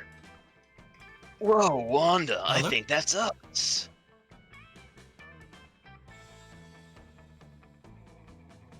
Alright, it's Jax's turn. Oopsie daisy. Hair Hi. nachos. Hair Natural's pretty good. Also, she appears to be her own guac dip. Yeah, which is pretty gnarly. Yeah, but I mean, it's not getting that brownness on it, so she must be pretty fresh. That's fair. It's just a shame she's not dipping the chips in the guac. She's just dipping them in her own hair. Well, I mean, that's where they're hanging out, but we can't tell if she's not dipping them in them because she's already taken a bite of that one that she has in her hand. That's fair. So the guac, it is Schrodinger's guac. Ooh, he had some great dip recipes. I'll say that about him. They're hit and miss. You can't really tell until you eat one. It's either going to be amazing or it's going to suck. That's fair. Thanks for having me here. This has been amazing. I've never touched this game before. Oh, good. I'm glad you're enjoying it. Yeah, it's a lot of fun. It's goofy. It's stupid and it's perfect. It's very charming. I can't believe you have 2-0 stats, Sleet. I know. I've become a Frimbo. I can't believe it. Frimbo? Fridgebo. Alright. I mean, fridges don't have to be smart. Like, you just don't have the Bluetooth connection. It's true. All my screen can do is play stacking bricks. It won't keep track of Stacking anything. bricks. Yeah. I think those are ice cubes. Oh, that makes sense. I don't even remember how I unlocked that, but something I did just unlocked Refrigerator as a playable character. That's honestly kind of incredible. I know, it's really good. I like the gargoyle's hair. Like, he's got vines for dreadlocks. It's nice. Yeah, it's a very good design. It's super cool. I Also, love the character it's a nail designs in game. this are great. the character Mhm. designs are great. Like, Calculester? It's pretty good. Fucking love Calculester. He's just kind of got, like, look at that waist. Mhm. Triangle Look at those shaped. exposed intestines that he has, maybe. I'm not entirely sure. It kind of looks like he lost a bit of his, like his casing there, Yeah, which, you know, happens. he's a library robot. He's a So I don't library know. robot. Yeah, come to life. Wow. So maybe that's just standard library robot design. You gotta have the sausages for the Dewey Mhm. Decimal System. They're full of Dewey Decimals. Basically, yeah. I really like Milo's whole thing there too. Yeah, they're very cool. Their heart and nails and eyes change color all the time, which it took us a few Yeah. games to even notice, but it's very cool. Oh, I saw that right away, but yeah, it's that's cool. It's always good to have that nice little pop. Yeah, and there's actually some DLC player characters that we should totally play with sometime. There's like like an imp tiefling kind of person who's really cool. There's another more different big blue demon. Mm. I forget what the other two are, but they're cuties. Basically, everybody's cutie. Everybody's a cutie. So I noticed that our beverages are still there. Does that just mean that we can't have the same beverage twice? I think so. I think it's like a marker of the beverages that you've taken. They do some wild stuff. I think the first time we played this on stream, I think I drank some Gamer Girl bathwater and it turned all the music into chip tunes. Holy Which is shit. pretty rad. Yeah, they do all kinds of weird stuff. They're fun. Or I mean, the crippling, music in this as the game is pretty case good may be. too. Yeah. Well, yeah. I mean, you got 2 zeros, but one of them is also massive because you got 10 from me. The most fun refrigerator. I'm just full of like punch or something, like spiked punch. Freezy vodka pops. Oh shit! Speaking of spiked punch, this gargoyle is totally stoned. Which fits his sort of compositional nature. But yeah, he's high as fuck. Oh, I get it. Compositional nature. He's made of stone. Made of rocks.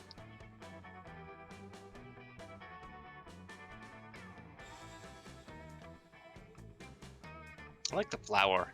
That's a nice touch. Mm-hmm. It's cute. I've run out of topics. Oh no. Jax. IKEA, how could you? We told you, John IKEA, founder of IKEA, that we were going to be streaming today.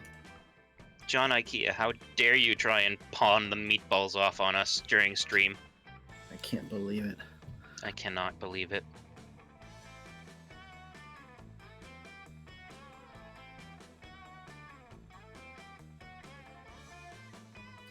I know there's definitely secret dateable characters in this game too, if you pull the strings properly.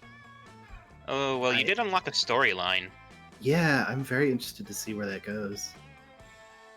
Hopefully it doesn't involve intelligence or creativity. Hopefully it relies entirely on fun. That would be very cool for me.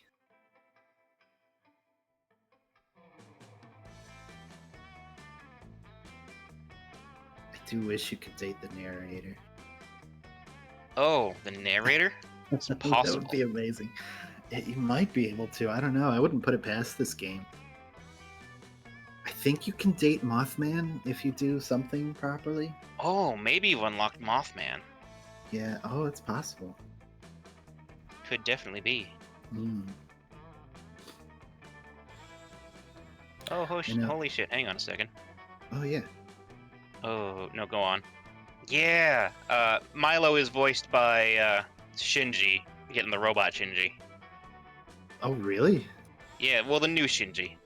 That's The cool. new non-binary Shinji. Rad. Awesome.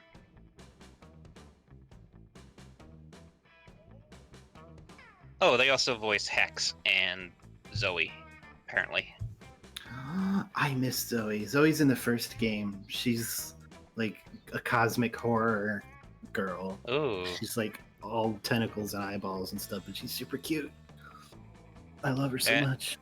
That's excellent. Alias, Zagord, ruler of the Dark Realms, formerly. Neat. Mm-hmm. Yeah, she's great. The first, I kind of prefer Monster Camp for a couple of reasons. One, I think it's just it learns from the first game and has some more new features that are more Oh, yeah. interesting. But The sequels always manage to do that yeah, most of the time. But the first game has Zoe. But the first game has Zoe. Maybe you can unlock Zoe in the future. I hope so. It's possible.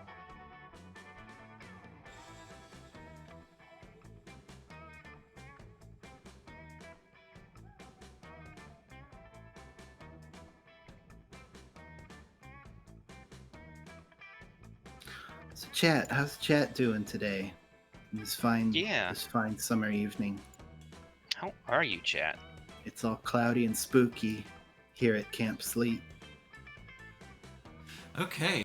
Dark Souls font Hello. bed delivered. I hope you've been keeping chat Oh boy. nice and preoccupied. We've been doing our best. I see that Kato has a new crush as well. Yes. Hello, Zombie Cat. Welcome. Oh, hey, Zombie Cat. Zombie see Cat, you. hello. Zombie Cat is also on the TeamRetroFox team. Yeah.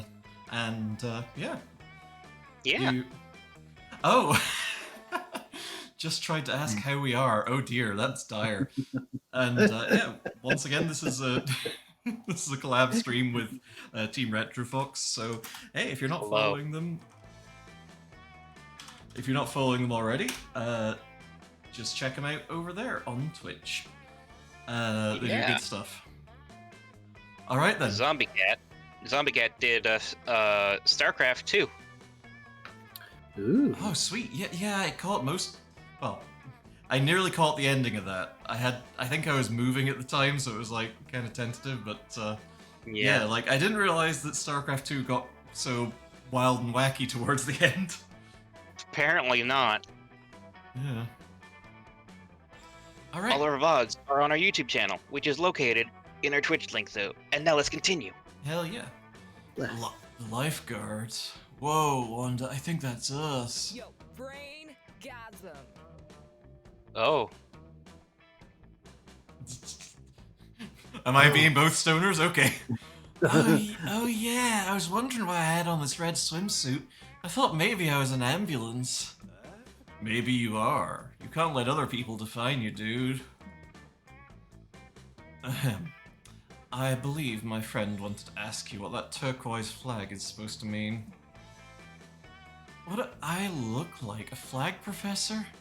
Professors don't wear swimsuits. It would be unprofessional. I think it means everything's okay, or else the child's been kidnapped. Who decides what things mean, you know? You do! You're the lifeguards! Really? I could have sworn I was an ambulance. These two are more likely to turn into an actual ambulance than tell you anything useful about the flag. Luckily, you've already solved this mystery. Mystery. Let's see. So the turquoise is back in fashion. Wear turquoise now. It's a turquoise emergency. Or it's there to warn you about the flagpole so you don't run into it.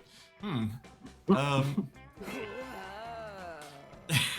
Oh, yeah. That's totally what it was for. I do not understand. Would not any color flag serve the same purpose? Fuck yeah, attack and dethrone God. Oh, man. No way, Robo Dude. Different flags mean different things.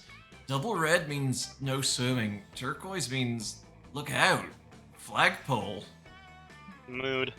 But if the flagpole is constantly occupied with the flagpole warning, how do you deliver other warnings? With the warning flagpole over there.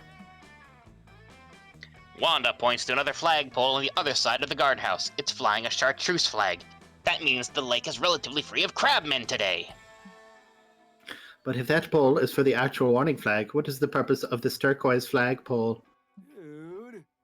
For holding the turquoise flag. Try to keep up, man. Wow. Could you not just remove the pole? No way. Then where would we put the flag? You would not need the flag. Whoa. That's what we thought too, but then we kept hitting our heads on the pole. This is an opportunity. Ah, such unadulterated stupidity. So few things in life are this pure.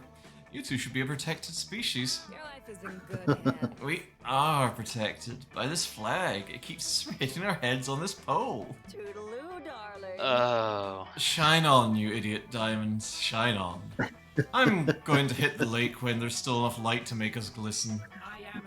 And I shall spend the next several hours struggling to parse the logic of preceding conversation. It is one of my favorite pastimes. As for you, you do whichever thing gets you closer to the person you like because you have no personality of your own. What you do have, though, is +2 creativity and +1 fun. Ouch. 10 fun. Wow. Those two idiots are very good. They're amazing. Okay, Pretty where great. me a fridge go? Where am me for fridge? Me fridge gotta go somewhere. fully I guess expecting Kato to be drawing fan art of a cute gargoyle guy at this point. God bless. They are immediately doing it.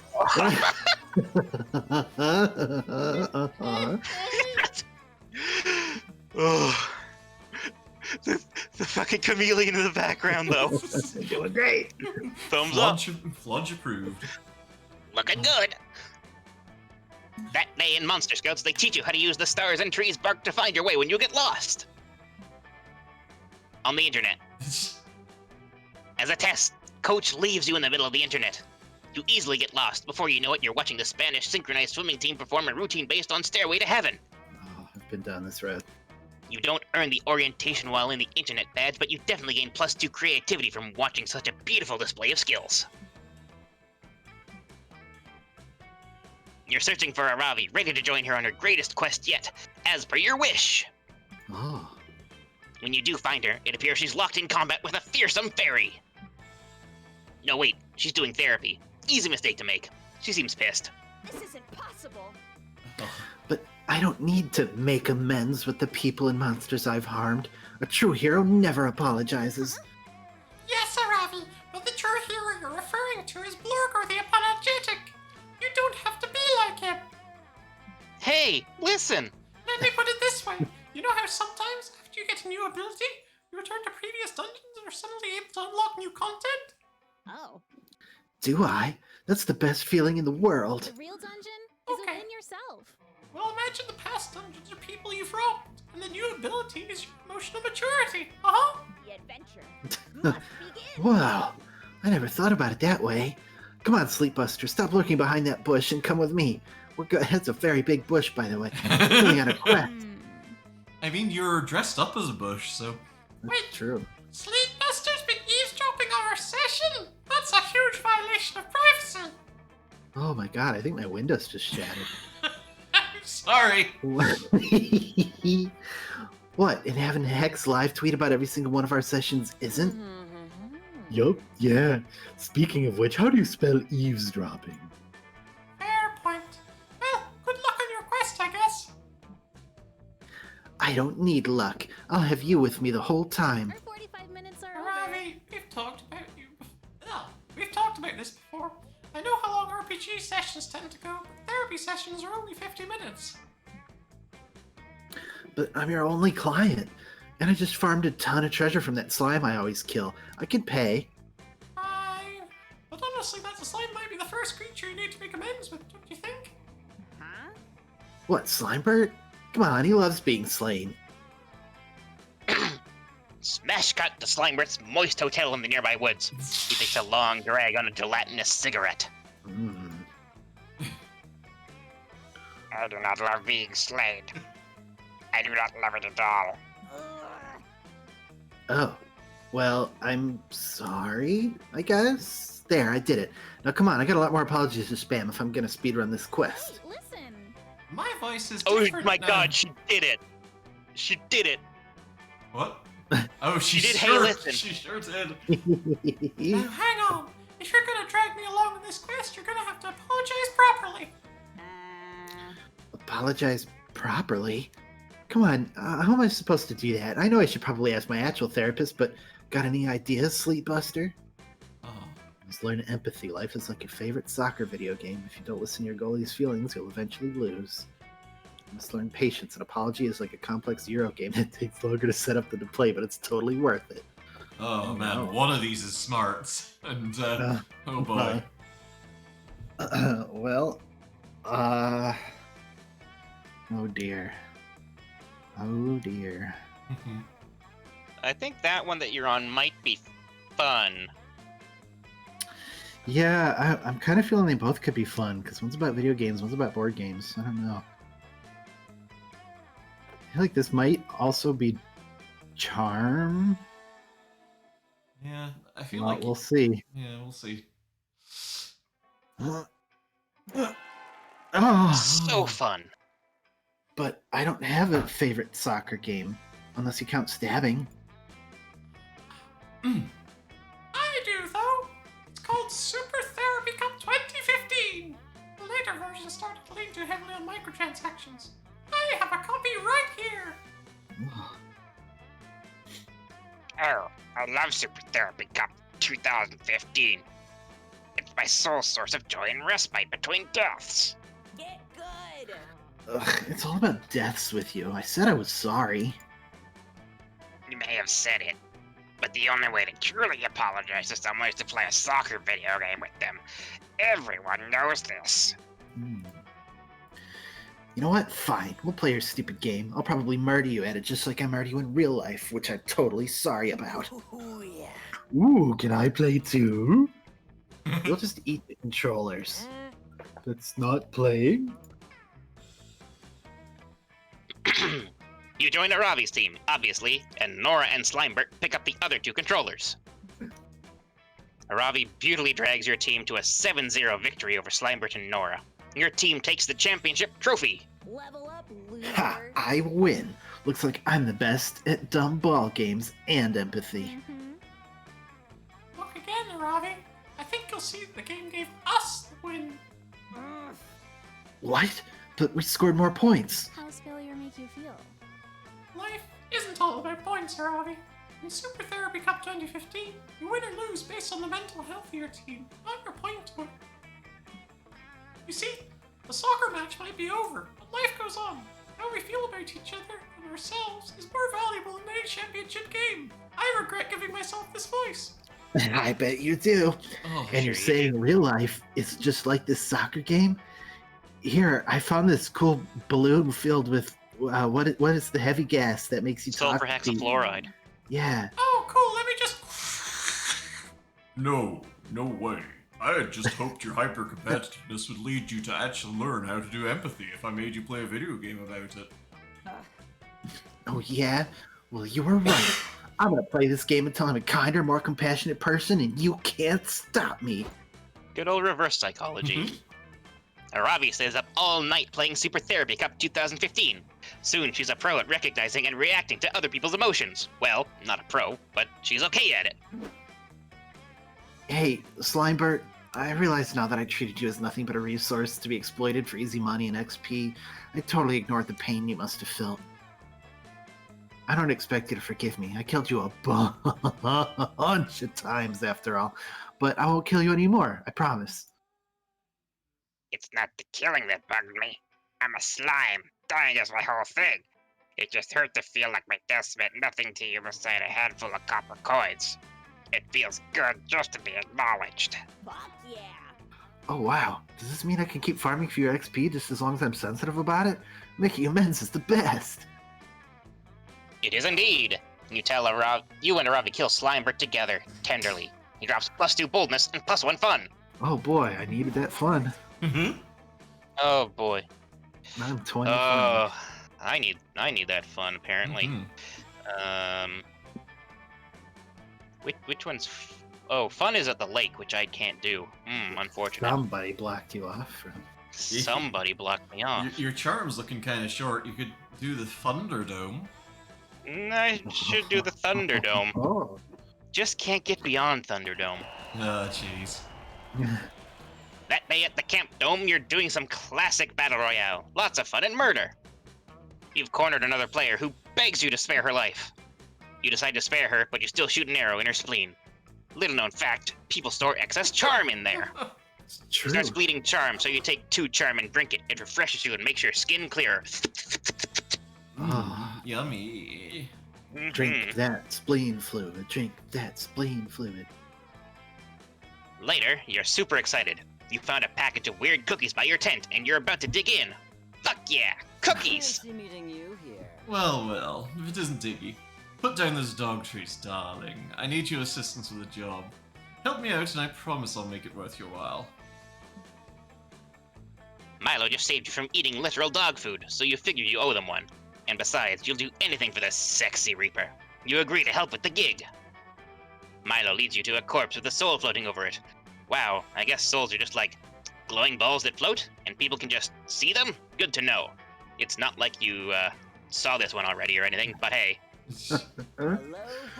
No, I think this is a different one. Oh. Well, no. Oh, right, yeah, I guess you've seen this thing happen before. Anyway. Oh, aren't you an adorable little soul? Hello, dear. My name is Milo. I'm deaf, obviously. The soul responds, Hail and well met! I am the master of peasant torture for my divine sovereign, the Mer-King. If memory serves, the Mer-King chopped off my head! Yep, you're super dead. I'm here to take you to the afterlife. Aren't you a lucky soul? You could have ended up with one of the less fashionable Reapers. I suppose. I just never thought my life would be cut short so soon, and the circumstances of my death so tragic, so murderous, so headless. I shall tell you both the tale. One night, the Mer-King suffered a strange, violent attack on his life. He thought the attack was a coup orchestrated by his small council. A coup? The Mer-King? This is all sounding strangely familiar. Keep going, darling. I'm officially curious. And thus, the Mer-King killed us all in a blind rage.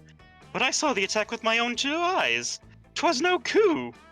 Rather, it was an attack committed by a strange hot ghost, and some kind of hairy dog man. The ghost and the dog snuck into the Mer-King's chamber and glued a single golden coin to his floor. The Mer-King bent down to pick up the coin, but he couldn't grasp it. He looked quite the dunce, I assure you. And while he was struggling to pick up the coin, the ghost dropped an anvil on his head. The nerve. Wow. Yes, what a tragic, horrible, violent attack. What mischievous fiends. But despite the tragedy of my death, I see now what a precious gift life has been. I only wish that I'd lived it more fully, more boisterously. Life is a gift. So true. Babe, I love your attitude. It's so rare to meet a soul that appreciates life. After all, life is like a river, and we're all just paper lanterns floating along it. Truly. Look, I even made a bucket list containing the 246 things I wanted to do before I died.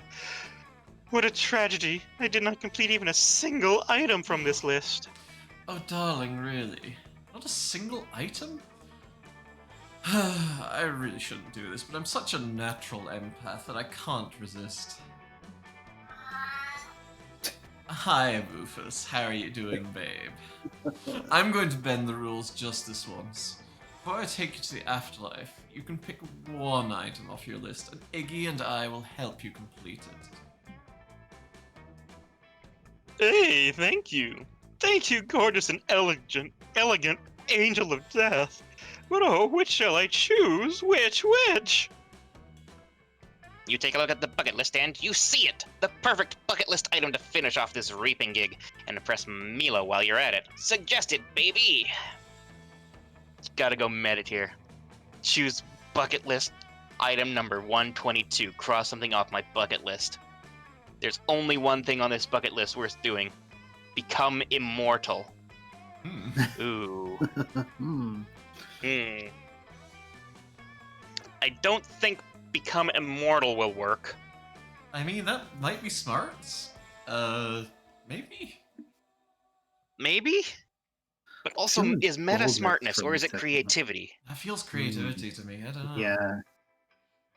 I got 7 creativity. Yeah, you're not bad there. Become immortal. That might be fun. Yeah. And that's what I'm worried about. I'm gonna go meta, because that could either be smarts or creativity. Okay. Or it could be boldness or charm. Like, this seems like the safe option for me. Yeah.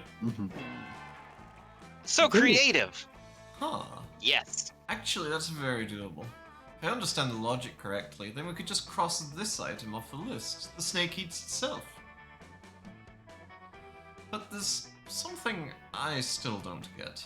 Why did you put cross something off the bucket list on the lift itself, hun?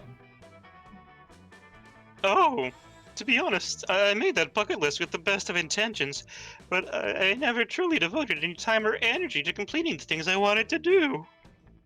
I thought that maybe I'd been too ambitious, and that adding an achievable, realistic goal would help me build up some momentum. Funny to think that I died before even achieving my most modest goal. Ha! Procrastination at its finest, I suppose. OMG, I totally get it. I'm a bit of a procrastinator myself. I was supposed to take you to the afterlife like 3 days ago, but life gets in the way. Babe, as a fellow procrastinator, you've totally inspired me. Let's just forget about this list for a minute. Mood. You're a fresh, vibrant soul. You're here with the very best Reaper in the industry, and Iggy, who's dumb but very cute. I feel called out, and also seen. We should do a collab. Let's go do something fun together right now. Don't worry about checking shit off that list after we've enjoyed each other's company. You, Milo, and the Soul proceed to have the greatest day ever. You carpe the shit out of this DM. You ride jet skis. You drunkenly share life stories with each other. And you finish off the day with the ultimate celebration of being alive. Going to a janky amusement park. After a literally perfect day, you and Milo drop the Soul off at the afterlife. Thank you, Milo. Thank you. This was the best day ever. I can't believe how much cotton candy Iggy ate. I'll contemplate it for eternity. Why am I being so called out? This game's got your number. Look, it has apparently- enough. You can eat a lot of it. Bye-bye. Bye. Ah, what a sweetie. What a nice day. Mortals have so few days, you know. I'm happy that we made good use of this one. Wait, oh my god, wait. Oh, we never crossed anything off that sweet soul's bucket list. I'm dead. Oh, that unbelievable procrastinating rascal. LOL. LOL. It's for the best, though. After all, life isn't about crossing things off a list. It's about grasping the present moment, like a fragile bird in the palm of your hand. Wow, that's some good life lessons. You're killing it. I know you get just what I mean, Iggy. Thanks for being my little helper. I wouldn't settle for anyone else. Aw, thank you. Oh, Milo has filled you with a lust for life, and a lust for Milo. Your powerful urges give you +3 boldness. Carpe diem, baby. Let's Alrighty. trade places. Oh, what are some movies that exist? Terminator 2 Judgment Day. Ooh, good choice. Cloudy with a Chance of No, wait, I've not actually seen that one. Up. Garfield the movie. Oh boy. Like the A Tale live of action Two CG one? Kitties. Oh, the sequel to the live action one. Oh, okay. Which movie would be the hardest to reenact as a fireside play at summer camp? Start debating now. Hmm. Oh. Is Judgment Day when he does the thumbs up in the liquid metal? No, Judgment Day is the ACAB one. Fair enough. They're So both. you could do That's over the fire. that's actually both of them though. I mean, true, both of them are pretty ACAB, but like, No, he does the thumbs up into the metal during the ACAB one. Oh right, okay. So I mean, feel you could like- do that Yeah. if the fireside was by the water, right? I mean, you could just dunk yourself into the fire. Yeah, exactly. Could do that. You could do that. Like, Up has a lot of wilderness kind of scenes as well, and Garfield. I mean, if you brought your fursuit with you. Yeah, fair. But where are you gonna get lasagna? You're gonna have to make wilderness lasagna. Which I is mean, just yeah, get some like bracket leaves mushrooms. with mud in between them. No, get you some bracket mushrooms and spread some leaf mold between them, and yeah, just cook it up in the fire. There you got a perfect fireside lasagna. I don't know. I think that these are all pretty evenly matched. I might have to go random. Yeah, hit random, go for it. Yeah. Like, we all did some pretty easily done things that are pretty good. Yeah. Alright. Oh no, I'm last again. Oh, beans. No. You're too slow.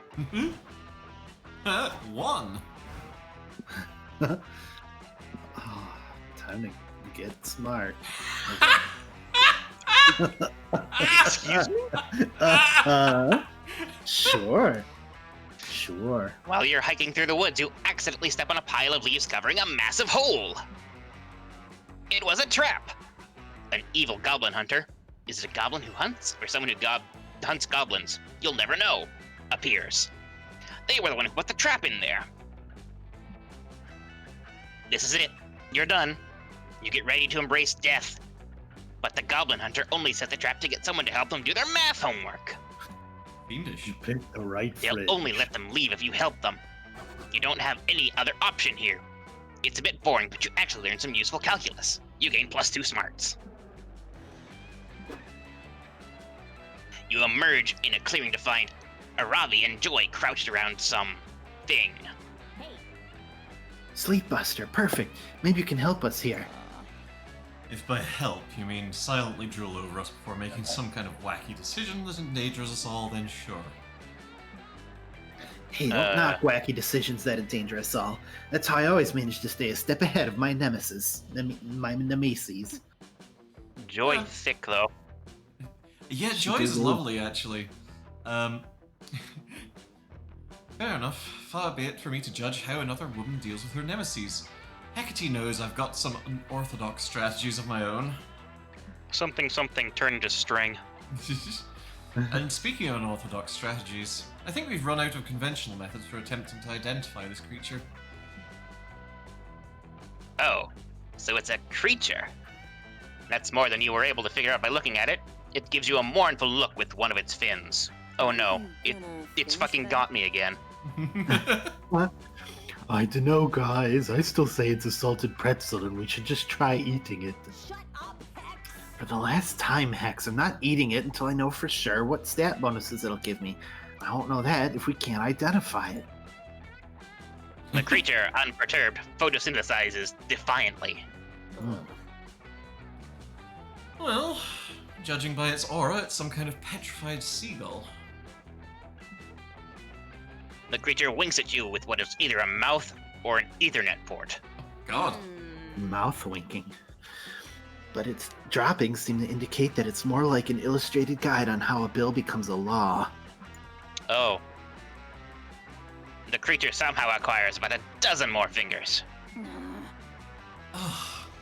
I want to just leave this rotten thing alone, but I'm consumed by the fire of discovery. I must know. So what do you say, Joy? Is this the point in the adventure where we ask for aid from an unlikely ally? I guess it is. So what do you think, Sleepbuster? How can we figure out what this creature is? And don't say try having sex with it. I know where your mind is at. I love how meta Joy is. I kind of wish that I had picked the right one. Joy is pretty wonderful. She is literally Buffy. Joy. Yeah. Nice. You sheepishly crumble up the big neon sign you made that reads, "Try having sex with it. It's time for Plan B." Wow, it's dangerous to crumple neon. It's fine. It's call using Shazam? Or when in doubt, it's a bear. Okay, what did you find, Boofus? When in doubt, it's a bear. It's called. Oh boy, I don't. Neither of these sound particularly fun or bold. I mean, Shazam might be fun. It's a pop culture reference, so. You got a point there. True. Try it. Oh no! Nope. Oh no! You bust out your phone and Shazam the creature's distinctive call. After a bit of processing. There it is, right there. Pelican having esoteric sex with 3 platypi and a zebra, while nearby hippopotamus records it all for its hot amateur's website. Nice. You mean the classic Celine Dion party anthem of the same name? Are you thinking of Beauty and the Beast? You know what? Yes, I totally was. Easy mistake to make, right? Ugh. Not really. It sounds a lot less like Canadian pop star Celine Dion and more like a painful animal four-way recorded for profit. Yeah, now that I really look at this creature, I can see it's... Yep. Oh, dear gods. Suited for TV. The hippopotamus keeps touching his nipples and chuckling. And look at the piercings on those platypi. Oh no. Do you think it's possible our subconscious minds prevented us from identifying this horrific carnival of animal sex in order to protect us from what we're really seeing? Absolutely. What was that, Aravi? I couldn't hear you because my brain was trying to throw up. You got Wow, Sleepbuster, looks like you really screwed the pooch this time. Or, humped the pelican. Shut up. Stop it! But it cannot be stopped. This disturbing wildlife orgy, once witnessed, cannot be unwitnessed. You lose 10 sanity, 2 boldness, and -1 smarts. Oh, jeez. My sanity! Your fridge sanity! No. I'm Fridges have sanity? hallucinating about ice chests and other Fridge things. In the haunted manor, a voice whispers from the walls in a frightening voice.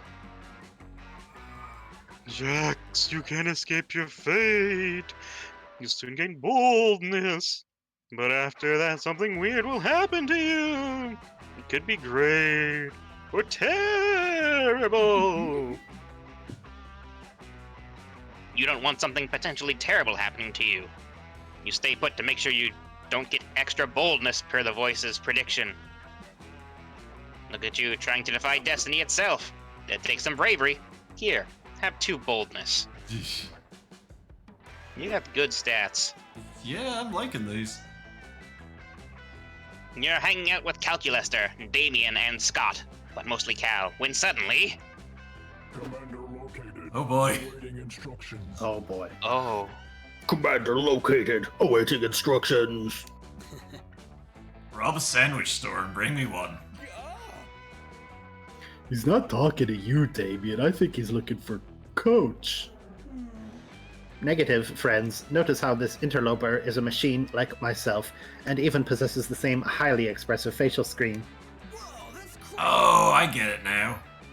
Indeed. I believe this hulking automaton is here to... Help you convince your divorced parents to get back together? Yeah, classic parent trap situation. Oh, Lindsay Lohan, I hope you're doing better. Yeah, 2 identical twins reunited at summer camp conspiring to make their estranged parents fall back in love. What else could it be? Silence. Silence, organics. I care not for your tortured romantic bloodlines. So angry. My name is CP Ulysses, pronouns they, them, and I am here to pledge my service to Calculus during the robot war. A robot war, friend CP Ulysses, against whom? Against all monster kind. They are suboptimal and must be eliminated. You said eliminated. Did you mean to say befriended? Initiating awkward Probably. freeze. No, I did not, Commander. According to my internal thesaurus, the two words are not synonyms. Am I mistaken?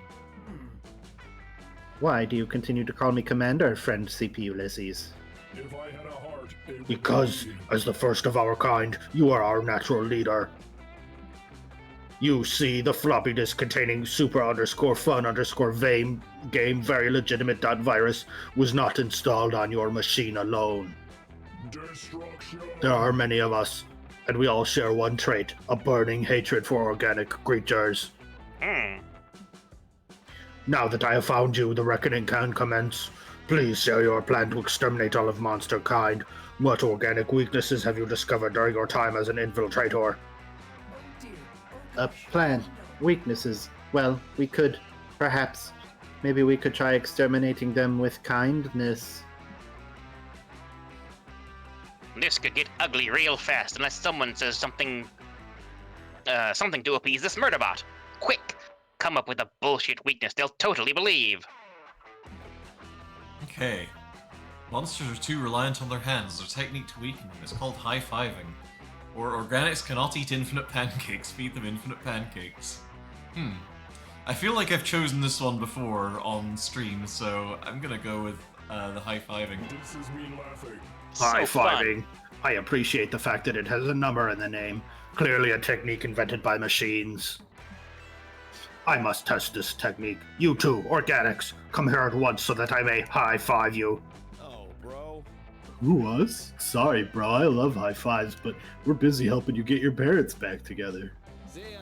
Yeah, we were just heading down to the library to figure out which of the computers there are your parents.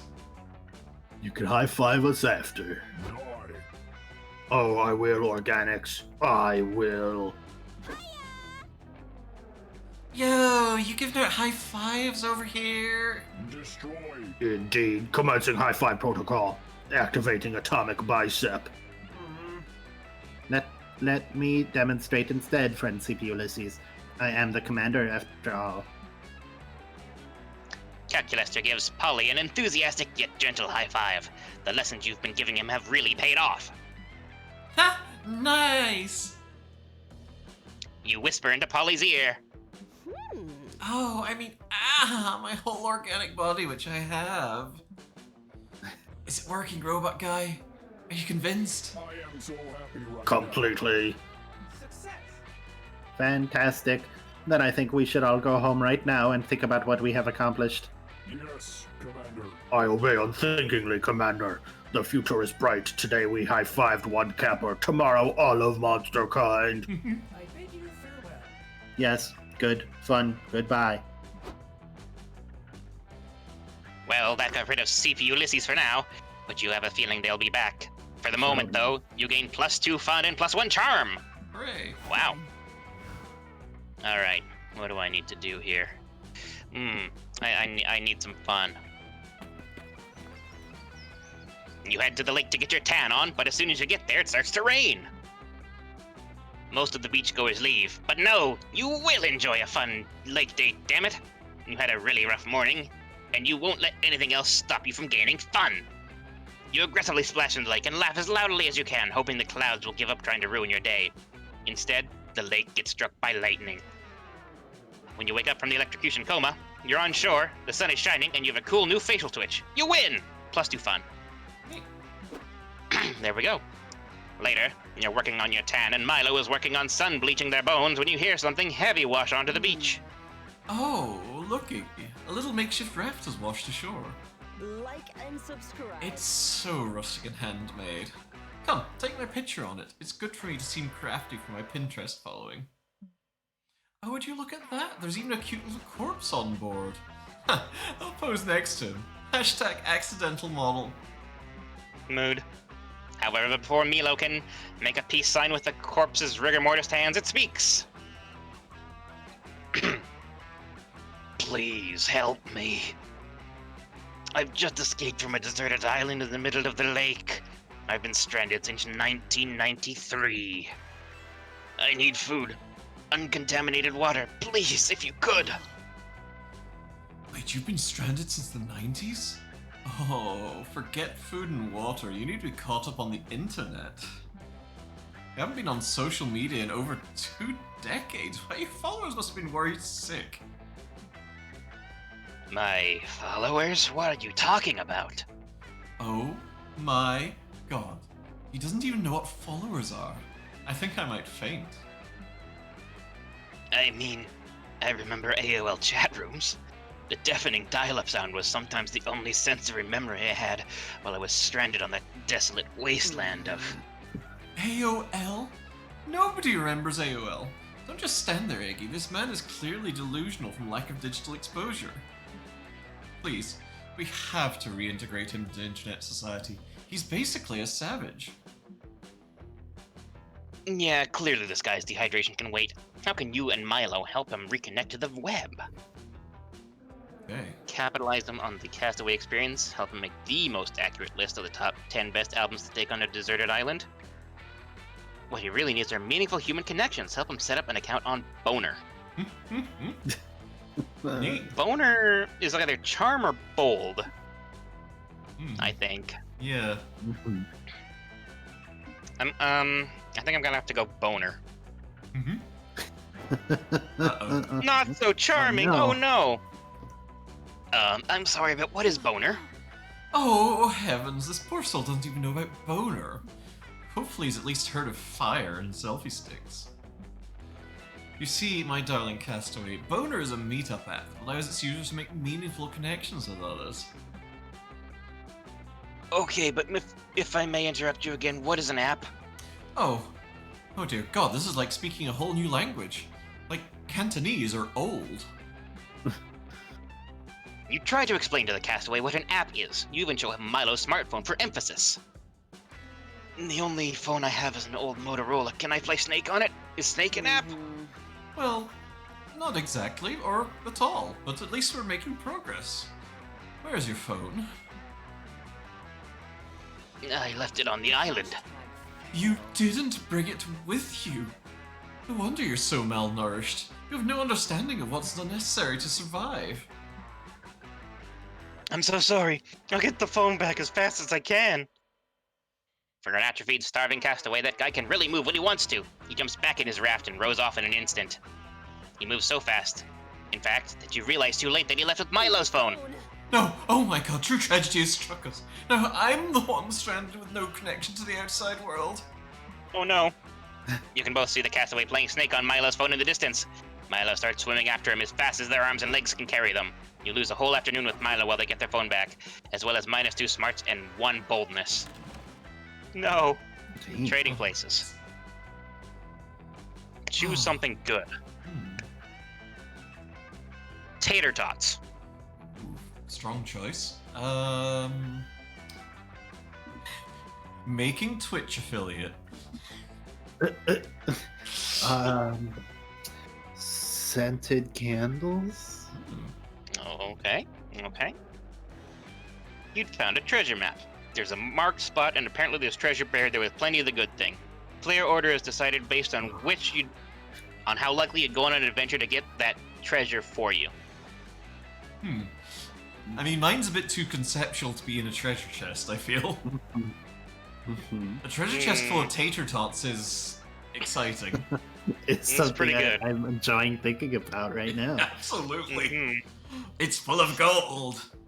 It's full of Golden brown. golden russet tater tots. Okay, I think we agree. I take the first one. Absolutely. so. I think sleep, because Okay. like a treasure chest full of scented candles, you open that up and that's going to be like stepping into a Abandoned Body Works. Yeah. Yeah, that's pretty good. That's just what it is. All right then. Oh boy. Where to sit? Okay, where am I going? I want to sit here with the folks. You're looking for a spot to chill by the campfire when you see 2 beautiful angels. Oh wait, that's just Dahlia and Milo. Fancy meeting you here. Oh, Iggy, come over here. I'm giving Dahlia a crash course in social media marketing, and we could use a note taker. Now, Dahlia, I've completed an audit of your social feeds, and frankly, I've noticed a lot of room for improvement. Metaphorically speaking, you're still in a digital cocoon. And I'm going to feed you metaphorical leaves until you form a metaphorical chrysalis and emerge a metaphorical butterfly of new media. Are these weed leaves, or...? Milo, you're one of my most trusted advisors, mainly because you remind me of an owl. People with owl energy are very wise. It's true, you know. But I just don't get it. What does my hell Twitter feed have to do with my ultimate goal of conquering the 8 circles of hell and declaring myself Queen Eternal? Dahlia, if you want to be queen, that means that your reputation is more important than ever. You have to project a compelling brand image to garner political clout. For example, you're using Twitter to stan Ariana Grande and also follow Liam's insufferable feed. But you could also use Twitter to gain followers for your army. I can use Hell Twitter to gather followers? Awesome! I thought you could only do that by taking over territories with a brutal, crushing force. It seems way more efficient. Let's do this thing! Make me a media butterfly or whatever. Magnificent. Perf. I think it's time for a total brand refresh. How about we reintroduce you as a fitness influencer? You just have to promote protein powders 2 or 3 times an hour. Nice! And I can post about my daily workout regime, killing something bigger than me. I know I'm done when I'm holding a skull in my hand. That might be a little off-putting to some demographics. Remember, we want people to connect with your brand. Maybe we can introduce a relatable hobby. Do you crochet? Yeah, how did you know? I usually harvest the intestines of my defeated enemies to crochet nets. I used to trap more of my enemies. Now that's relatable hashtag content. Okay, yikes, on a few levels. Maybe we should just focus on the basics. How about a regular live stream schedule so your fans can get to know you? Oh, live streaming. I love live streaming my enemies. That's when you stream the life out of someone by slowly draining all their blood, right? This is so awesome, Milo. I can't wait to pin my block list to my wall for some live streaming. Not only are these two not on the same page, they're not even the same book. And Dahlia's book is probably made of flesh. Time for a suggestion of your own.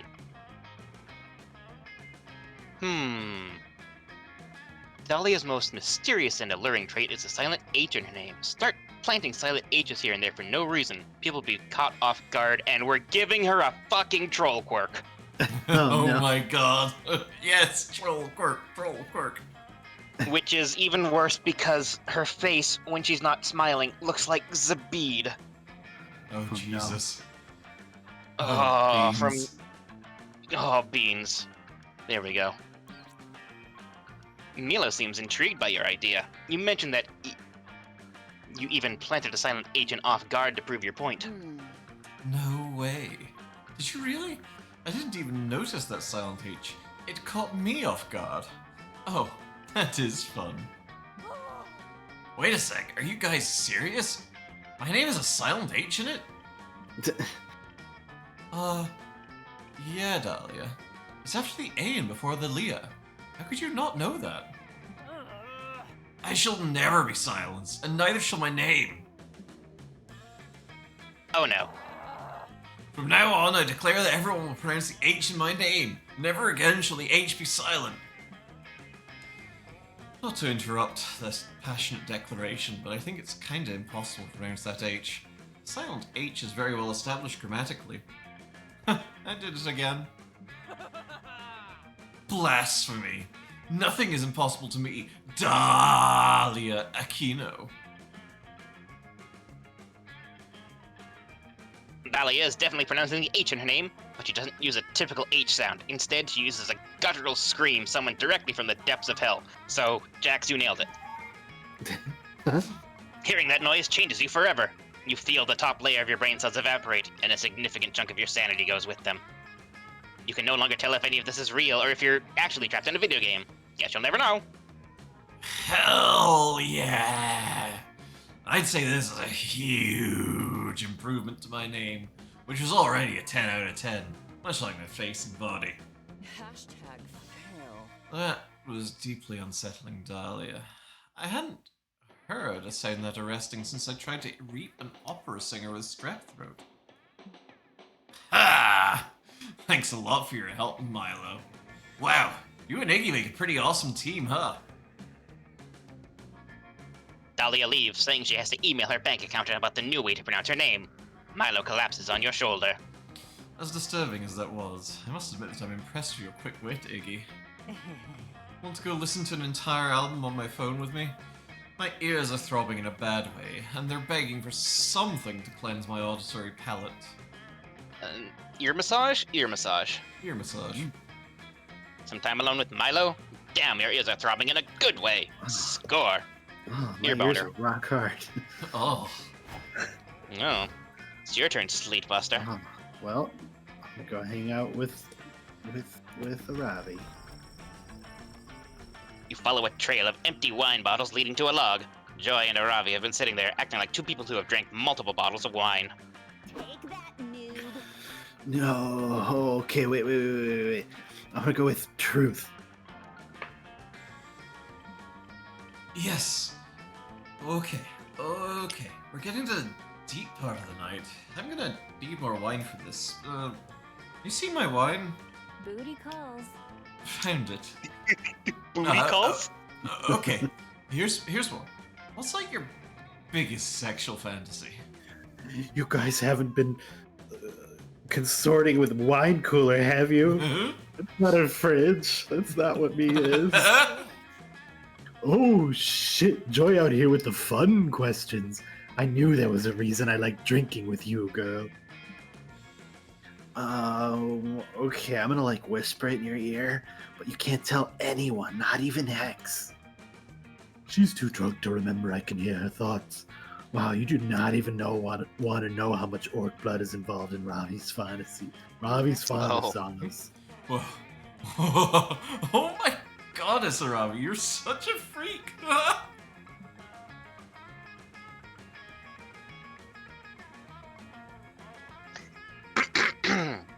Joy playfully shoves Aravi. Aravi shoves her back, and within minutes they're giggling tipsy piles on the dirt behind the log.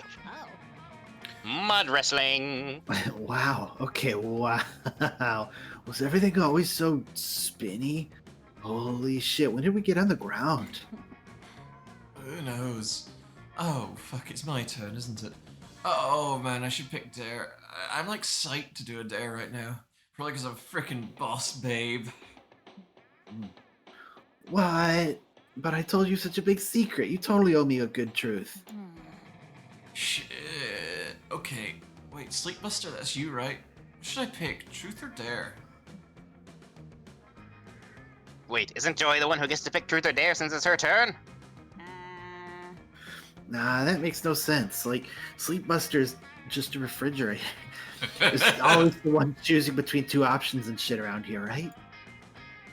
Yeah, this is for sure definitely how truth or dare is always played.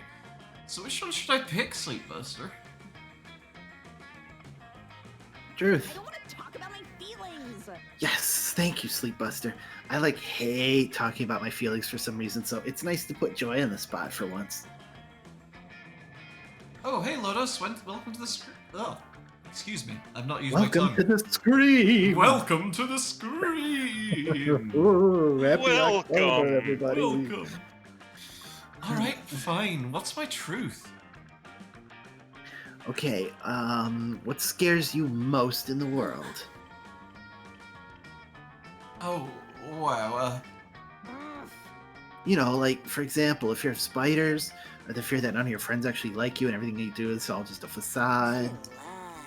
Whoa, Ravi, are you, like, good? Wow. Well, sometimes I do feel afraid. I have like this whole world to save all the time. I would actually say you save the world a lot. Like, more than is actually necessary. It's kind of something I've wanted to point out for a while. Hey, thanks for the follow, Lotus. Oh, thank you. Sorry for getting your name horribly wrong. I'm bad. Or horribly right. I don't know how it go. How does it go? Do you know how it go? Truthfully, I flip-flop a lot. That's fair. Okay. I said it both ways. Low-dos. Low-dos. Low-dos. Okay, low-dos. Okay. Okay, got it. But I wouldn't be able to save it if I did it all alone. I've got my girls, Hope and Faith. I've got my wine night gang now.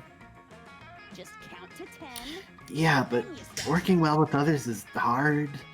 Wouldn't it just be easier to, like, stab your fears in the face until they go away? Believe me, girl, you're better off talking things out with your friends. Especially with, like, lots of wine. Shit, where's my wine again? I mean, I guess you were. Wow, that's deep. You're a real one, Joy. Thanks for talking me through this, and you too, Sleepbuster. Hey, and me? What about me? I'm the one who talked you into getting plastered tonight, which should count for something. Joey never did answer the question, but then again, Truth or Dare isn't really about truthing and daring. It's about creating an unforgettable night with your friends. At least until tomorrow, when you realize you were blacked out and you totally forgot what happened. But still, it's the feelings that matter. Anyone know a good ghost story? Okay, where you going? Man, I could talk to Calculester, but I am tempted to go to Mothman because there's some really cute minor characters that crop up with the rumors. So, Okay. Today we gather around this fire. Ooh, that's a nice name. Or nice voice. Hi there, Jax. Would you be joining? Thank you for joining me on my log. Say, would you say that we are friends? Sure, why not? Wonderful. Why don't we do some friendship things while we're sitting by the fire together then, What, like eat a platter of cheese, do anger management courses, or summon a dark spirit like your other friends often do by the campfire? What? No. That sounds insane. Is that what you guys do while I sit over here by myself? Need some gossip. I was thinking we could initiate our friendship with something a bit tamer, like spreading lies and subterfuge about people in the form of juicy gossip. Well, considering Damien is just going around stabbing all the other logs, that does sound like the most fun campfire side activity right now. Let's gossip! okay. Uh-oh. Who's it gonna be? Hit us with that hot goss. Dish that Jeez. hot goss. Hot steaming goss. Well, I think Iggy's kind of lagging behind the numbers, so I'm gonna try and buff those stats. Oh no, but it could do me bad things. I hope it. I hope it doesn't. Okay, so let's see. The basic idea is for rock opera of epic proportions. It does sound like me. I mean, it's not so much that you've forgotten how to use stairs as much as you're incapable. Why is this game out to get me, though? Where's the door? Avoiding one's many, many suitors. Ah, yeah, you're always running away from love? Question mark? And suits. I don't think I am. Oh, type in something you'd learn to do if you had a lot of free time, starting with a verb ending in ing.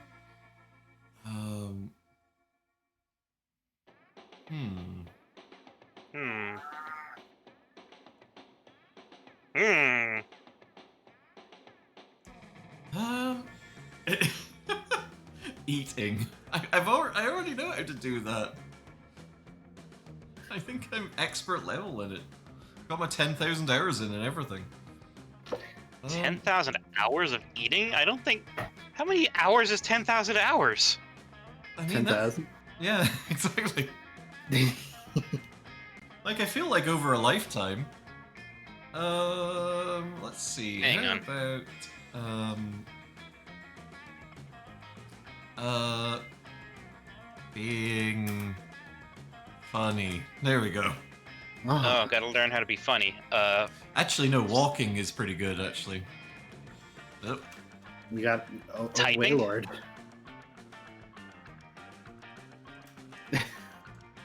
Typing? Oh god. Oh Typing. god. Ooh. Juicy. Incredible! The more I learn about my fellow campmates, the more confused and afraid I am. I'd better spread this gossip around so everyone knows just how absurd the world we live in is. You spread your rumor like butter spreads on toast, and its warm, delicious goodness is eventually spread back to you. Butter up those ear breads, motherfucker! Oh, who the hell is this? I like them. Oh, they're very good. So good.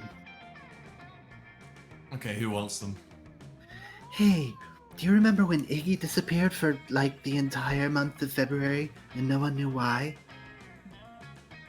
I've been told the whole story. Come closer and I'll tell you all about it. They got them fuck me eyes. Oh, another anime angry. Okay, this may sound weird, but Iggy spent all of February hiding in his basement. And you might ask, how did that happen? Well, apparently, there was one big reason for Iggy, avoiding one's many, many suitors. So many suitors. During that whole month, until he finally got out, Iggy avoided going insane by typing good. Oh, by role-playing on F-List, got it. Yep. And what's more, he didn't come out with his hands empty. He got the basic ideas for a rock opera of epic proportions from that whole experience. Wait Wow, until I tell everyone. That sounds pretty good, yeah. This will change everyone's opinion of Iggy and of spending your free time in your basement, too. From this day forward, Iggy is +4 creativity stronger. Well, thank you. Ah, sweet. Bring out your flasks. Oh boy. 417 days of eating, just nothing else. Yeah, okay, maybe I don't have great quite year. like 10,000 hours. Maybe not.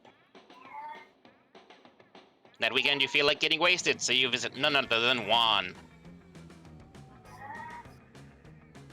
Meow. Hola. Hola. Okay. You know, when I started making magical drinks, I never thought people would come to actually drink them. But hey, who am I to judge, yeah?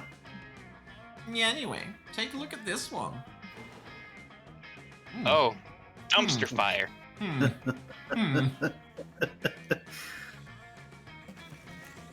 I take it you understand what the dumpster fire is, and I don't. I don't remember it being terribly good. I forget exactly what it did, but... I do not remember what it does. Considering the fact that it's the dumpster fire, I'm taking the box. That's fair.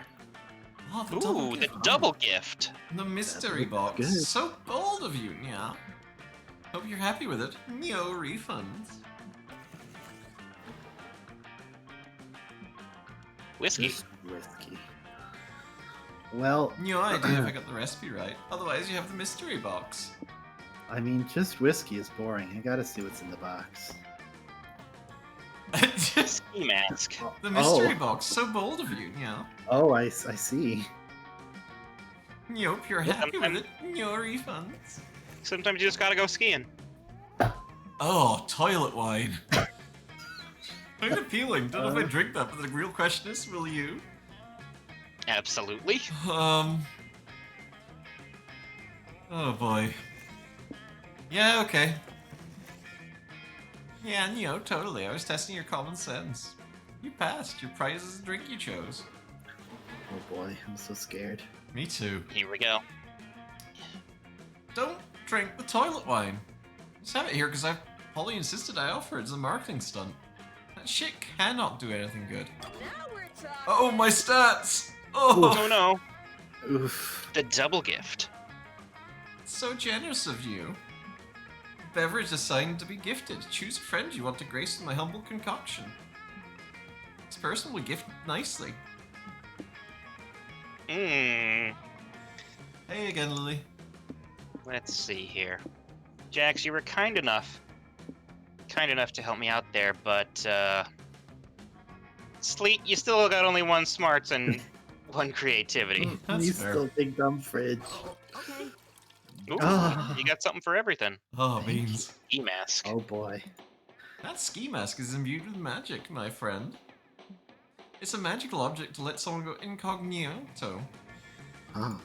Since you just drank it, I guess your inner stats will go incognito now. Excuse me? Oh no! shit. Oh.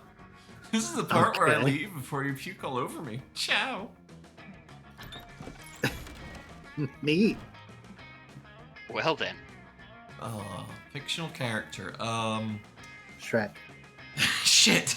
I'm just noticing the typo here. Say your choice out loud ought the other players. Oh, yeah. There's some typos in this game. Like Yeah. they send out like sort of fictional character shit. What's fiction? Bilbo Baggins. Fuck. Damn it! Those are the only two fictional characters. Han Solo. Yeah, that'll do. Right.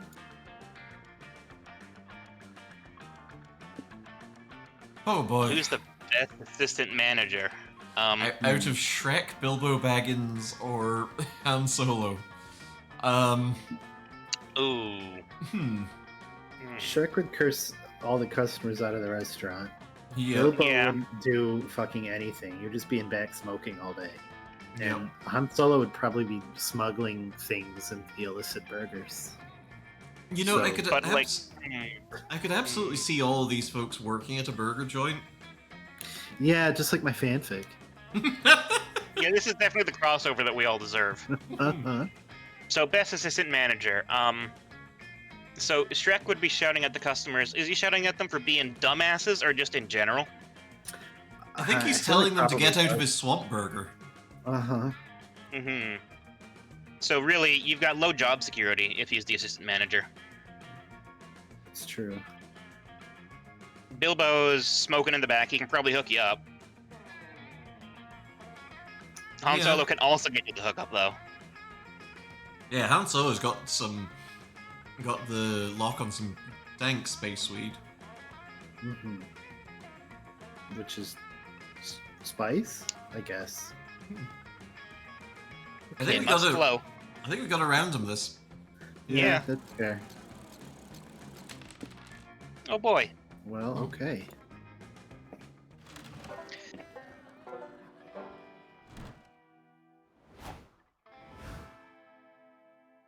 All Right. So I need Incognito to work stats. on my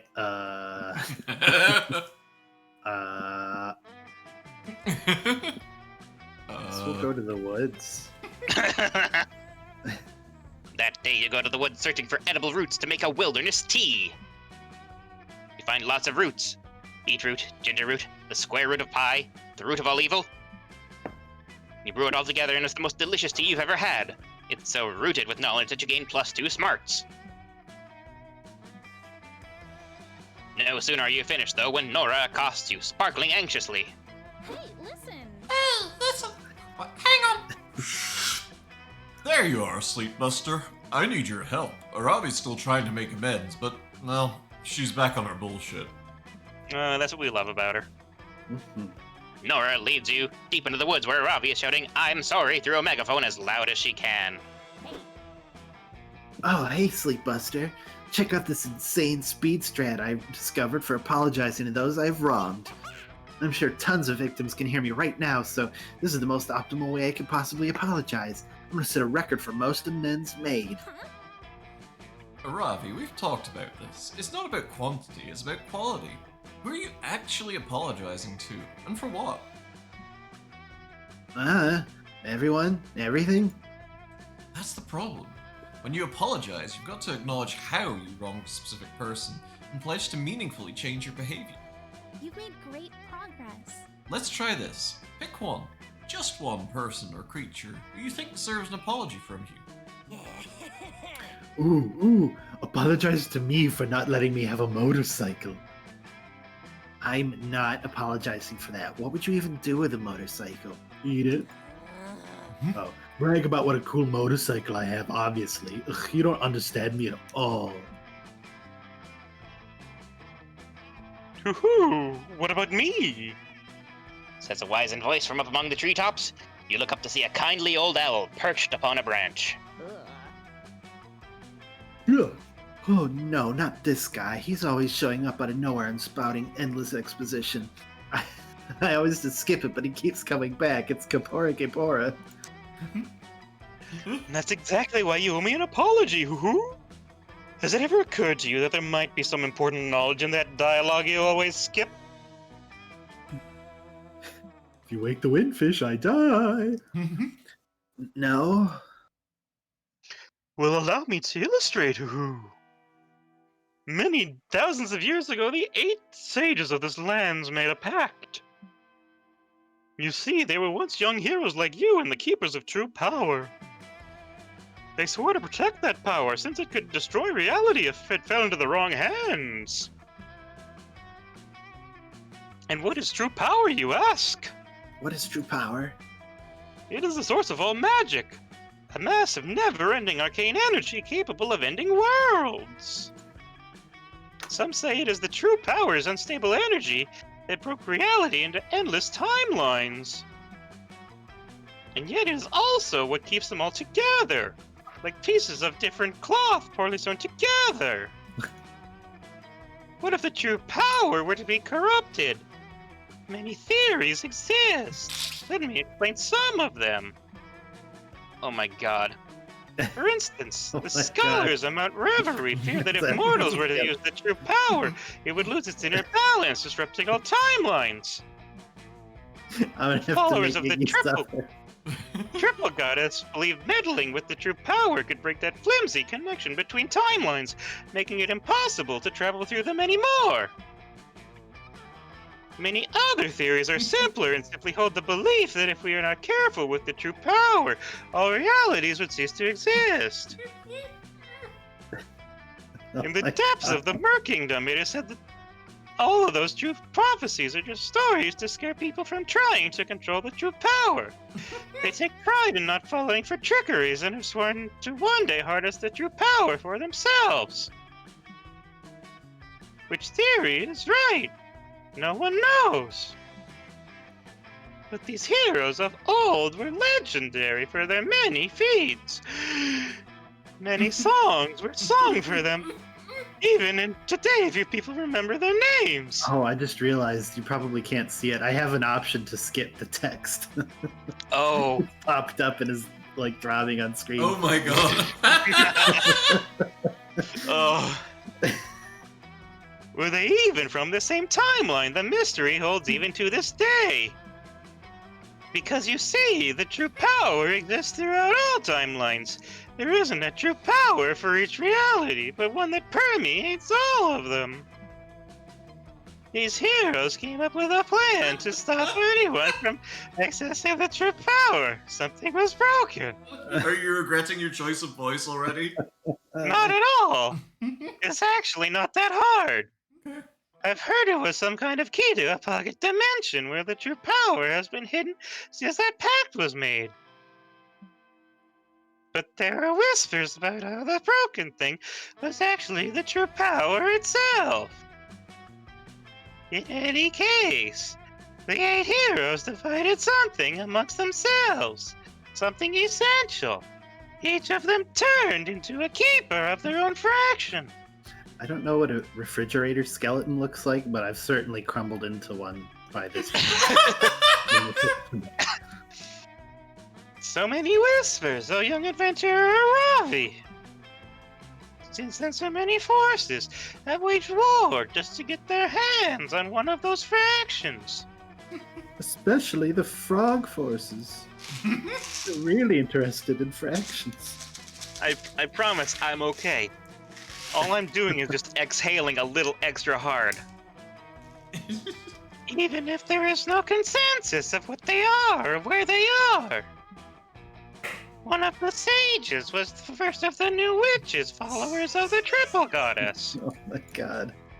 Some say their fraction was divided once again in almost infinite pieces, each one placed at the very core of the soul of each timeline's hope. This would explain why reality seems to be strongly dependent on having its own hope.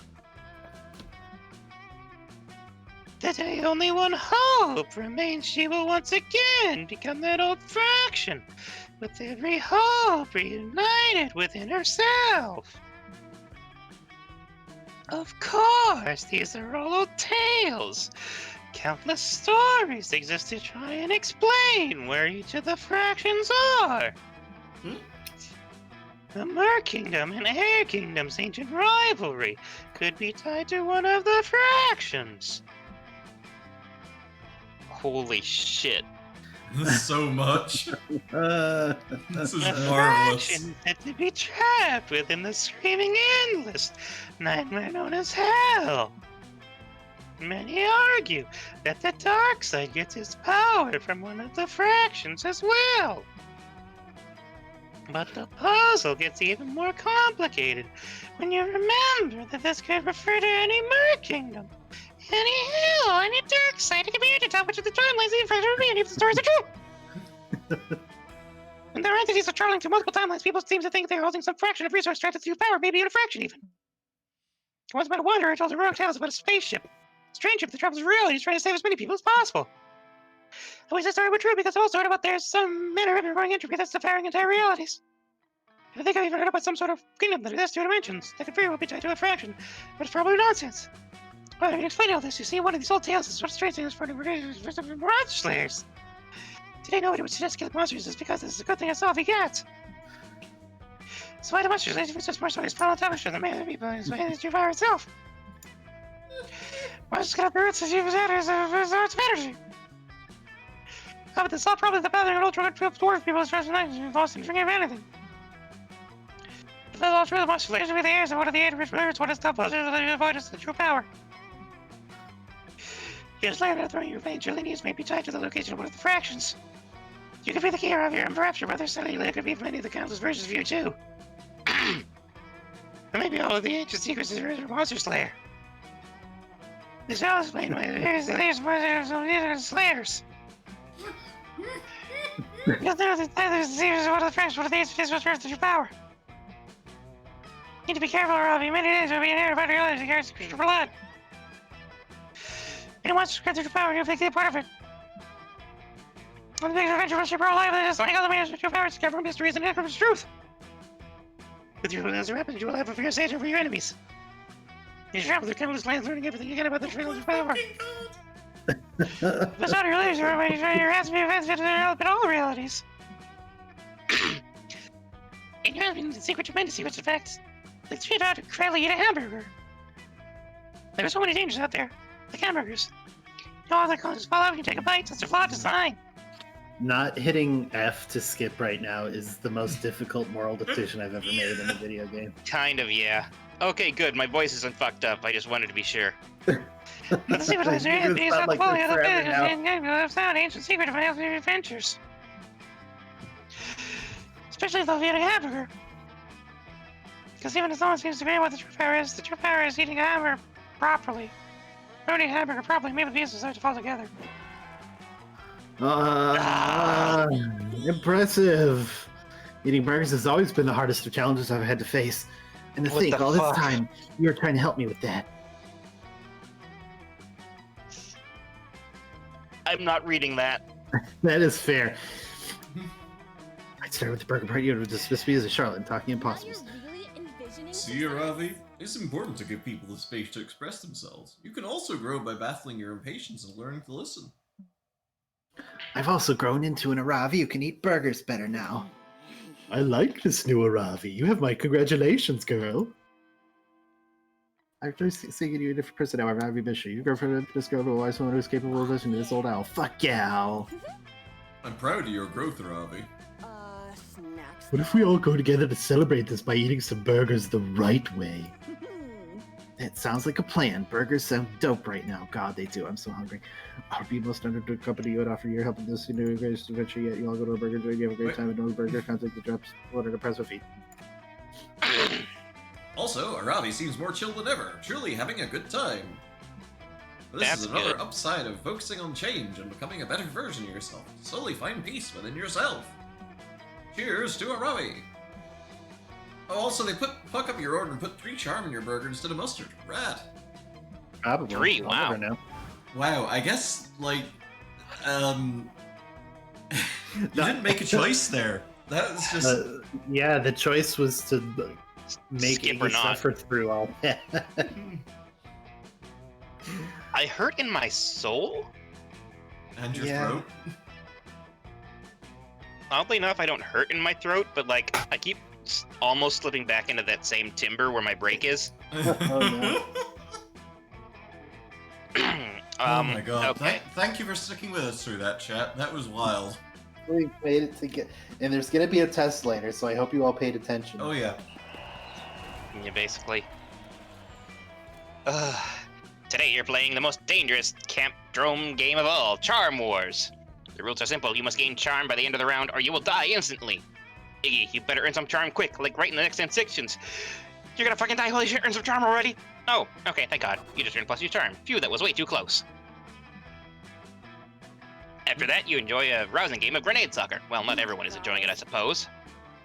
Hecate help me. This is insufferably boring. Can we just win the game already? We've been up like 20 points for the past half hour.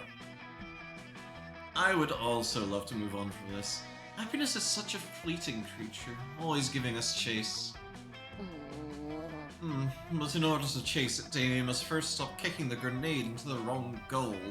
Shut up! I told you already, you don't know what you're talking about. This is the goal I was told to worry about. Alex Jax's time is suffer. We told you to worry about it because you're the goalie. You're supposed to prevent the enemy team from kicking the grenade into it, not kick it in yourself. You're also sick of this and about to back Joy up, but then you're interrupted by the doorbell ringing. Wait, why is there a doorbell? Ding dong. Holy shit. Sup, I've got a barbecue pizza delivery for a goth babe and a sexually ambiguous creature of death. Hello, hello. Ah, I see you've read my Tinder bio. Ugh, pizza. We didn't order a pizza though. Sorry, are you sure you're in the right place? Where's my tip? Yeah, I got a little lost, but the delivery address is clearly 666 Murder Dome Way, so how about giving me a tip? Nice braces. Pizza. Thank you, I grew them myself. Wowza. I'm sorry, darling, but this isn't the place. I would never order a pizza anyway. I much prefer fine cuisine to that freeze-dried mozzarella frisbee you call delivery food. Enough of this. Yeah, and I'm a vegan. Listen, we're in the middle of something right now, and I have zero patience to keep convincing you that I did not order. Okay, I get it. Sheesh, I'll be on my way. Wait, was that pizza not for us? Damn it, I'm starving! If I'd known we were about to eat, I might have actually done whatever stupid fucking thing you guys are telling me to do and ended the game. Now, back to goalieing. Wait, seriously? Hey, wait, that is our pizza! Are you sure? You were like super adamant that it wasn't yours. Fancy meeting you. Well, we were wrong. And as you know, I'm illustriously internet famous. So if you could please shower me with adoration and give me the pizza, that would be fabulous. Look, I'm down, but if I get caught giving food away for free, I'll get fired. You better have like super solid proof that I should give you this pizza.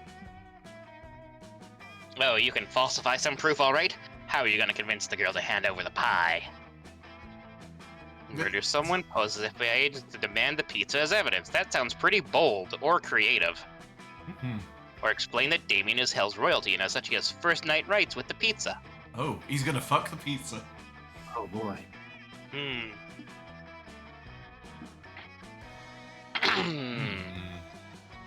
I'm gonna go with murder someone, poses FBI agents to demand the pizza as evidence. So bold. So bold. I mean, not an awful plan, I guess, but I don't really want to murder an innocent. Isn't there a better way to... Just then, you're all nearly deafened by a massive explosion. Looks like someone's finally remembered to pull the pin out of the grenade before kicking it. Wow, I think that guy is dead. Bummer, dude. Yes, total bummer. Hashtag RIP. Incidentally, we are undercover FBI agents here investigating that imminent murder, and we need to confiscate that pizza as evidence. Oh. Oh shit, really? Okay, here you go. Just don't drug test me or check the car trunk, deal? Cool, I'm gonna sprint away now. Goodbye, I love you, pizza delivery ghoul. Well, here's your pizza, Damien. Glad we can finally move on from... Wait, just a second. I'm getting a phone call from Quantico? They're saying that the four of us agents need to report straight to some place called Headquarters. You follow the instructions back to HQ, where you were surrounded by a bunch of men wearing black suits and sunglasses. They're all flashing their badges at you and each other. They're all flashing each other. Greetings, agents, says one of the dudes. Thank you for bringing the evidence. Time to inspect its contents thoroughly. I think we'll need to send this piece to forensics, says another agent, handing off some pizza to the scientist at the other end of the room. Thank you, sir. This is one of the most deliciously difficult cases we've ever had to solve. Would you say it's almost criminally delicious? What? Is it something I said? Yes. Nope. But Joy is correct. It is criminally delicious. So much so that when you all get back in the helicopter and fly back to the pizza parlor to arrest the cook. Turns out that while he was a pizza chef by day, he was a meth dealer and stone cold badass trying to pay for his cancer treatments. Holy shit! The world is saved once again. Well, even though his motives were understandable and the unaffordable healthcare system is the true criminal here, he was still brought down by the strong arm of the law. And then the pizza goes on the roof. Of course. Yeah, it's real sad or whatever. Let's celebrate with some non-criminally delicious pizza. You all eat more pizza. Damien is on cloud 9. Joy is satisfied to have saved the day yet again. And Milo gets their verification checkmark made into a physical badge. By the time you return to camp, you've gained lots of pizza, as well as +2 creativity and +1 smarts. Lots of pizza. Y'all, I want pizza so bad right now. God, I wanted burgers and now I want pizza. God Pizza damn it. burgers. Oh, pizza burgers. Oh my god, that place near you that does the burger pizza. Oh. Burger pizza's real good, though. Like, yeah. Bacon cheddar per pizza burger that I've had. It's so good. That day, the Monster Scouts hike around the camp to clean up litter to respect nature and stuff. Nobody but Coach gives a damn about picking up trash, but it does quickly become a contest to find the coolest garbage. Some find used condoms, others find weirdly shaped fruit. You somehow find a Rembrandt. It's an original. The mystery of how the Rembrandt ended up there will go on to trigger the most epic adventure you will go on during the summer, but it will not happen on screen. But you still gain +2 creativity just by looking at it. So magnificent. You meet Calculaster for one of his favorite pastimes, counting all the blades of grass in the vicinity, but his non-existent heart just isn't in it today. I am sorry if I appear morose, friend Jax, but I simply cannot stop thinking about that dreadful CP Ulysses. I, too, wish that machines were afforded a greater respect by society, but surely violence is not the answer. Violence is never the answer, except to the question, what is never the answer? I just wish I could... Oh no, here they come now. Quick, put a piece of paper in my mouth and pretend I'm a stapler. They won't notice. You are about to tell him he doesn't have a mouth when you realize the 2 incoming robots aren't CP Ulysses in their army at all. They're... I'm a robot. Fucking beep beep boop. Kill Terminator 9 billion! I'm a robot. And Spatula! We're the Robros! Consular Flodge helped us make these costumes. Amazing. But why have you adopted such ridiculous disguises? If it is an attempt to cheer me up, I must remind you I do not have feelings. Oh, we'll cheer you up, alright. When you infiltrate CP Ulysses' robot army and learn their secrets. You wish to destroy an entire robot army from the inside, just for me? That is very sweet, but I do not think... Whoa, destroy them? Nah, bro, we're gonna find out the identity of your estranged parents so we can get them back together. We couldn't find your parents at the library, so we decided to take drastic measures, which are my favorite kind. Of course I they am are, Damien. still unsure how you came to the conclusion that this is a parent trap situation, but I assure you... Oh no, here comes CP Ulysses. For real this time. What? Don't worry, that's just me and Damien in a robot costume. Oh, wait. Commando, I have returned with my army so that we might conquer all of monster kind. Behind them, you see a ragtag band of computers, household appliances, and Elon Musk wrapped in tinfoil. Jesus I Christ. see that you have been busy recruiting as well. Look at these 2 non-suspicious organic specimens. That's right, Robrosif. There used to be 1 robot camper at Camp Spooky, but now there are 3. Scott holds up 3 fingers to illustrate his point. You're really proud of how high he can count these days.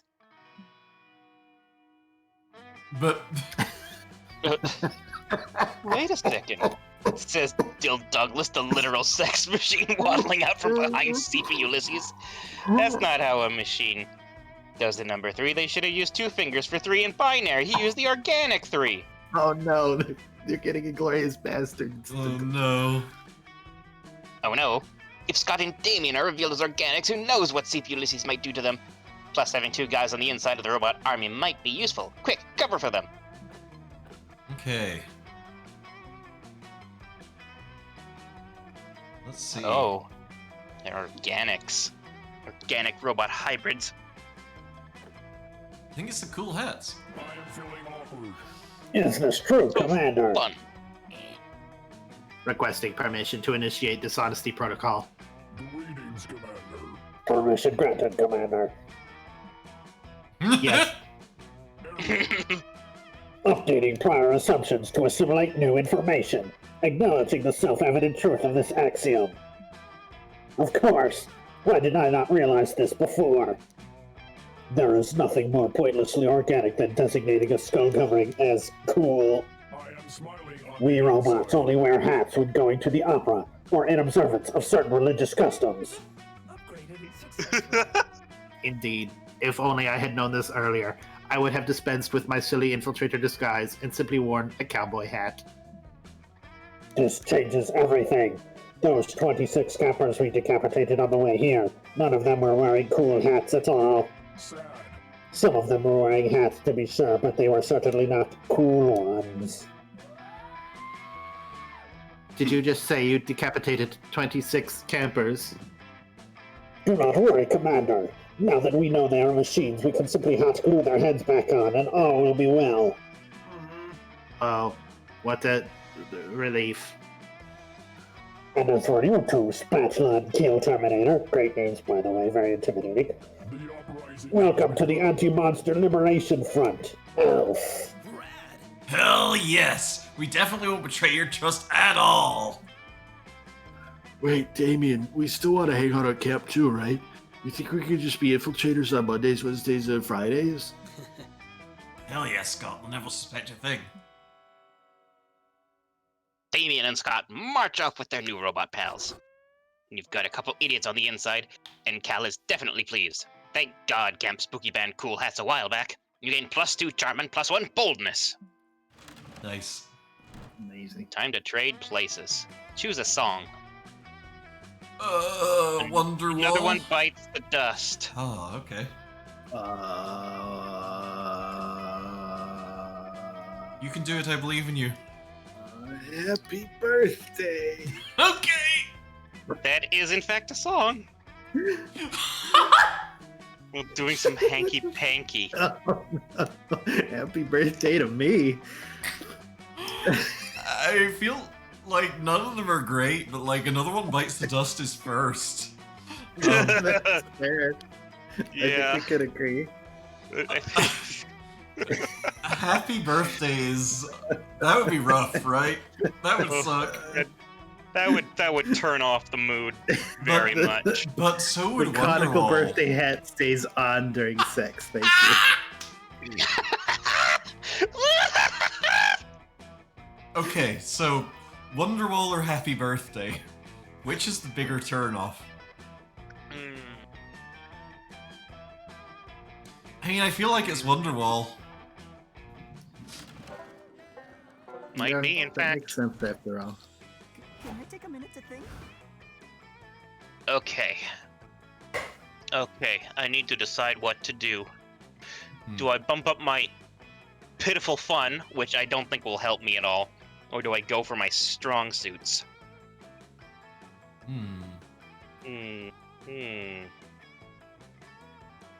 Maybe I need to be bold. A little bolder.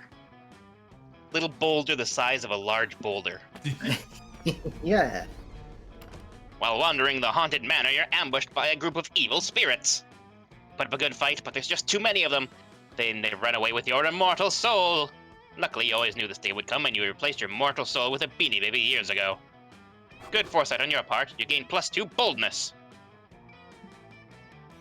Later, you're enjoying the sunset alongside Milo, eating delicious artisan sandwiches and listening to music together. It's not so often that Camp Spooky is so enjoyable. Oh, Iggy, isn't this nice? We truly are hashtag blessed to be able to sit back and enjoy life's sensual pleasures so deeply and without stress. I often find that people spend their time rushing from one task to the next, never taking the time to stop and smell the Roses. flowers. Yeah, that. Which is such a waste. I mean, life is a bit like this sandwich. No, stay with me. I'm going somewhere good with this. Okay, but if you start talking about how Lunchables are just baby chartreuse boards, I'm out. Mila begins slowly building themselves a new sandwich, staring at its starry-eyed like it's going to reveal the secrets of the universe. I don't think it's a chartreuse board. I don't think that's what it's called. I didn't say chartreuse, I said chartreuse. Isn't it charcuterie? It might be charcuterie. It is charcuterie. But I didn't say chartreuse, I did say chartreuse. Yes. It's I mean, the thing is, charcuterie board. the thing is, you just gotta think about Iggy when you're thinking about Lunchables, because they're charcuterie. Well, shit. Now, the bread of this sandwich is a bit like the essential tasks of life. They're important, sure. Without bread, you wouldn't have a sandwich, just a pile of veggies and meats. However, the meat or vegetarian alternative, live your best life, of the sandwich is your soul. It's the most important part of your life. Life is a gift. The toppings, the cheese, the portobello mushrooms, the garlic aioli, those are life's essential pleasures. They complement the soul, and the sandwich would be woefully bland without them. This is like the big long epic story about burgers that I had just a few moments ago. It's all food lately, isn't it? A sandwich as beautiful and unique as this doesn't deserve to be eaten in just a few bites. You need to savor it, enjoy it. Maybe throw a pic of it on your story for clout. Every moment is beautiful. Look, what I'm saying is I wish I could forget about setting goals and living by them all the time. Whatever happened to just letting life happen and immersing yourself in it? Life, you're swimming in it. Oh, wow, okay, you've got to try this sandwich, Iggy. Not only is it an amazing metaphor for my constant pursuit of sensual pleasures, but it's delicious as hell. I'm all for the metaphorical, literal deliciousness. Holy shit, this sandwich is incredible. But you're sure you can impress Mila with something better than a Reuben? It's clear they love life's sensual pleasures, but what pleasure would they love most of all?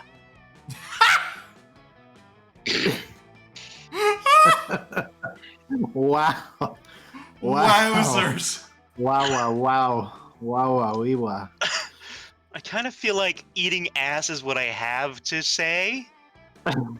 But also... There's no way, like, that's gotta be... Oh! Gotta be. Oh, jeez, hang on, let me actually just... You pop us off for a second. Yeah, hang on. Sorry, I'm sorry. I'm just gonna... just gonna hide because I'm shy. There we go. Now it's now all of Twitch will the know. answers. Oh. Mindful meditation is like curating the cheese plate of the soul. I feel like that goes more towards my stats as opposed to eating ass. Yeah, eating ass is an amazing answer, but there's no way you've got the stats to back that up. Absolutely not. So creative. Nice. Hey, that's an incredible idea, an incredible metaphor. It's so poetic, and in a way, so deeply accurate. I regret my choices. I feel like eating ass would have been so much better, even if it was the wrong one. Perhaps we should try it together, Iggy, so that we may be mutually enlightened. Oh, I'm so excited. Just pretend you answered eating ass. Yeah. Who knows? This could be sexy in a weird way. You and Milo sit across from each other and they start leading you into the exercise. Now relax, take a deep breath, in through the nose, out through the mouth. Out through the ass. Now do it again. Envision the air you breathe breathe in is warm, savory, lightly buttery, like the world's best slice of aged brie. And envision the air you breathe out as dark, corrupted, like a rotten wheel of Munster that was taken out of the cask too early. Imagine expelling it from your soul. Now I want cheese curds. God damn it! Oh, jeez, yeah.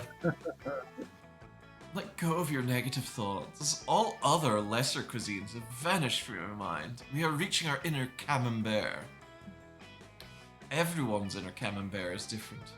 For instance, mine is lightly flambéed, with a hint of Mediterranean spices and a delicious melt-in-your-mouth center. Aesthetics on point. Reflects my spicy persona, but pays homage to my rich inner life and personality. There is no more negativity. There are no stressors in life. There's only the two of us in our inner camembert. Reach for it. Take a nibble. Doesn't it taste good? Yes, reach for that camembert. Find your soul in the darkness, Iggy. Seize it. Feel it. Taste its spiritual aura on your third tongue. Namaste. Is the camembert the prostate? I feel like it's the prostate. Wow. Wow. That was certainly a rush. I could really feel the contours of your soul, Iggy. I almost feel like I need a cigarette. That wouldn't be very spiritually cleansing, though.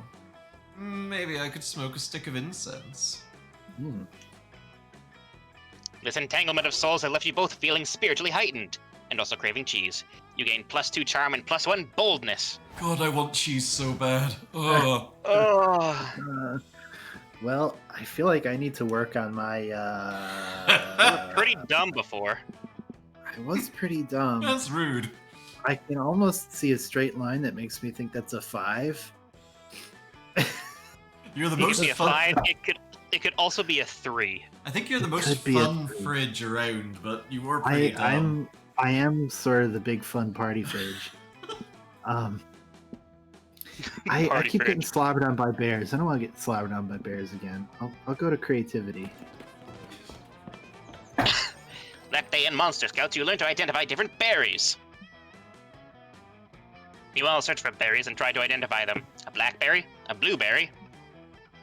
But Rachel, the deer person, finds a very weird-shaped berry that no one can identify. You all stare at it for hours. It's closer to abstract art than a berry, somehow. It's a true think piece. It forces you to reflect on berry inequality, and although there are no easy answers to the question, it poses you all gain +2 creativity from the experience. Hooray. You like Clem Quill? It sure is. Holy shit. Once you get done with your tomfoolery, you start to wonder how Aravi and Nora are doing on that quest.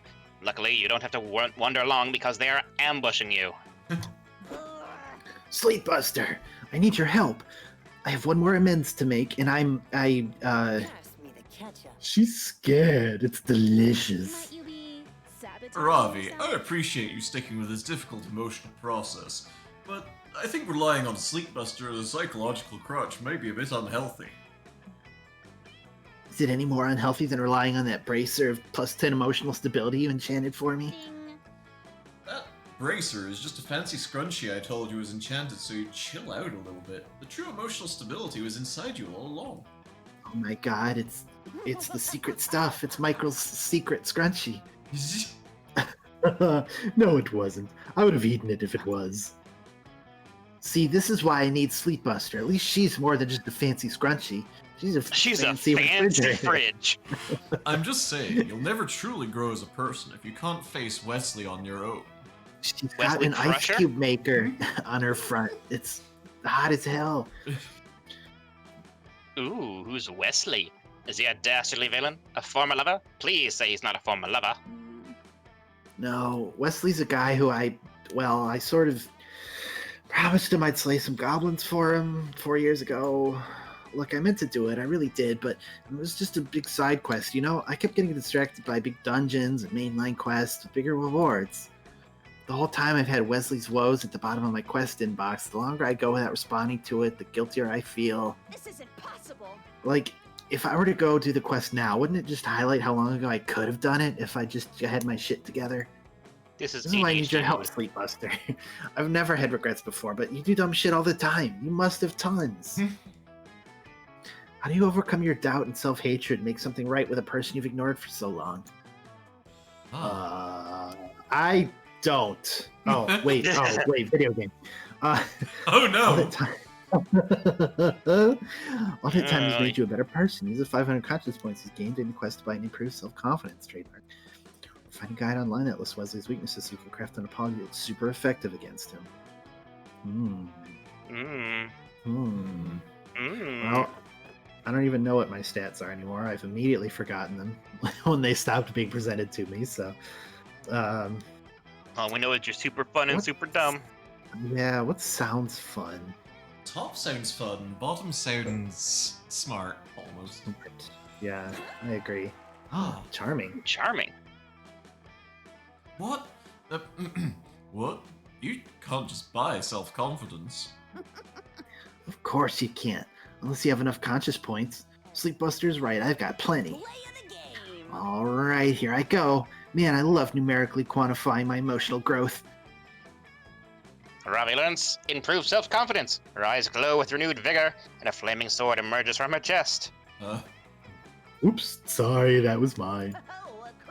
I feel amazing. It's like 1,000 determined babies in my head, all fist bumping at once. Oh, that's also me, sorry. Now you're really envisioning success. Who cares why it's happening? This is the breakthrough I've been hoping for. Let's go apologize to Wesley before something dumb happens.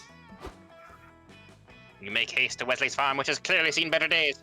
There are goblins all over the friggin' place. Wesley comes out to meet you. He's a grizzled old farmer whose features have been shaped by many long summers and hard winters. He eyes you all suspiciously. Hey, Boof. Oh, Boofus, what's up? Is it cold? Been fed ever. Yeah, only twice during the stream. I was being surreptitious this time. Wesley, I've finally come to slay all of these goblins, and to apologize. Well, go on then. Let's hear your apology. Ravi falters for a moment, but her new confidence helps her keep her head high. First of all, I'm sorry that I neglected your request. It was just a side quest for me, but I know that for you, it was the main quest. But more than that, I'm sorry I used my anxiety over having disappointed you as an excuse to disappoint you further. I was so scared of facing up to my lateness that I preferred to not help at all, and that wasn't good for either of us. So I'm here now, late, I know, but ready to help. I feel attacked. Me too. Yeah. I'll admit I've spent my share of days cursing the day and trusted you with my farm's safety. But you're right. Better late than never. There's one thing you're forgetting, though. This wasn't a side quest. This is part of your main quest. Oh. Wait, what? No, it's not. I'm on my main quest. I'm doing it. Oh, really? And what is your main quest exactly? Oh, well, you know, I went into a dungeon and I killed some demons and I got this cool cursed necklace. So. And then I went to a summer camp and spent the summer doing summer camp things. Shit, you're right. I totally lost the main plot. I vow to finish this quest and not get distracted again much, no matter what it takes. Great. Now will you please kill these goblins? They keep pissing in my flower pots and I do not like it. They're not citrus plants. You pee on citrus plants and it makes them go good. Not these. Oh. Really? Huh. Pee on an Lemons orange get that plant, vibrant they need yellow the color. nitrogen. Huh. That's fair, actually, yeah. Ravi's so overleveled for this challenge, now that she slays the goblins by giving them a mean look. You don't gain much XP, but you do gain +2 charm and +1 boldness. Nice. Okay. Oh, y'all got a bit of a southern twang there for about half of that phrase. Mm-hmm. That's pretty neat, too. You're in the lake sunbathing. It's kind of relaxing, but hella boring. What's the issue? Have you lost your ability to have some fun unless you're playing video games or partying in wild raves? Ah, no. You see the problem now. You didn't put on sunscreen, but fun screen, which has a fun protection factor of 50. You wash the fun screen away with some water and put on some sunscreen. There you go. You prevent sunburn and gain +2 fun. Melanoma is no joke. You're hanging with Calculester, attempting to prove to him that despite not being a real-world chillax word, chillaxing is definitely a thing. Everything's going great, and you're really glad you're not a part of an ongoing plotline about a robot uprising when... Hey, bro.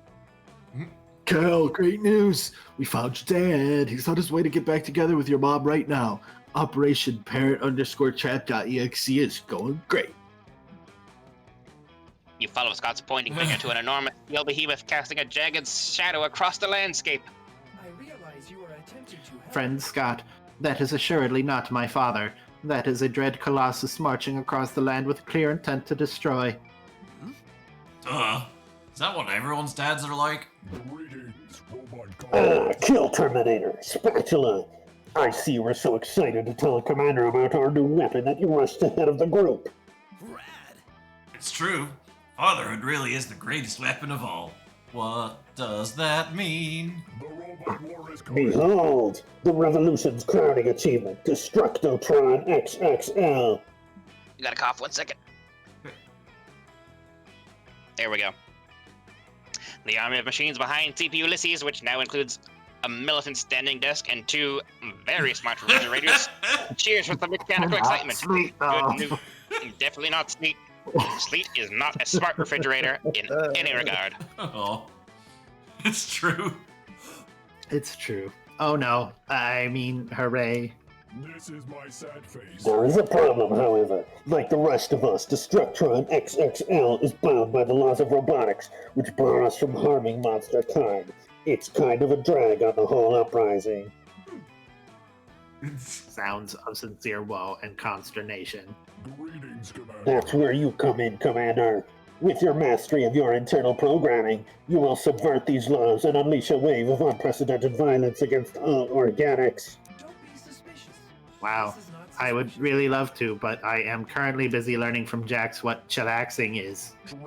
She keeps calling it chill-jaxing, which is making it even more confusing.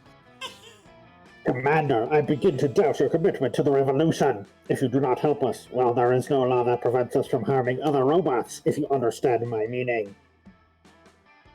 I am threatening you. Oh no. Friend Jax, please trick these robots again so that they will cease to threaten me. With pleasure. It's time to suggest a method for disabling the 3 laws that's sure to backfire. Crossbreed Destructron with a toaster. Everyone knows toasters don't give a fuck. Or alter the code by replacing the 3 laws with 300 episodes of Law and Order. Calculating. Ah, hell yeah.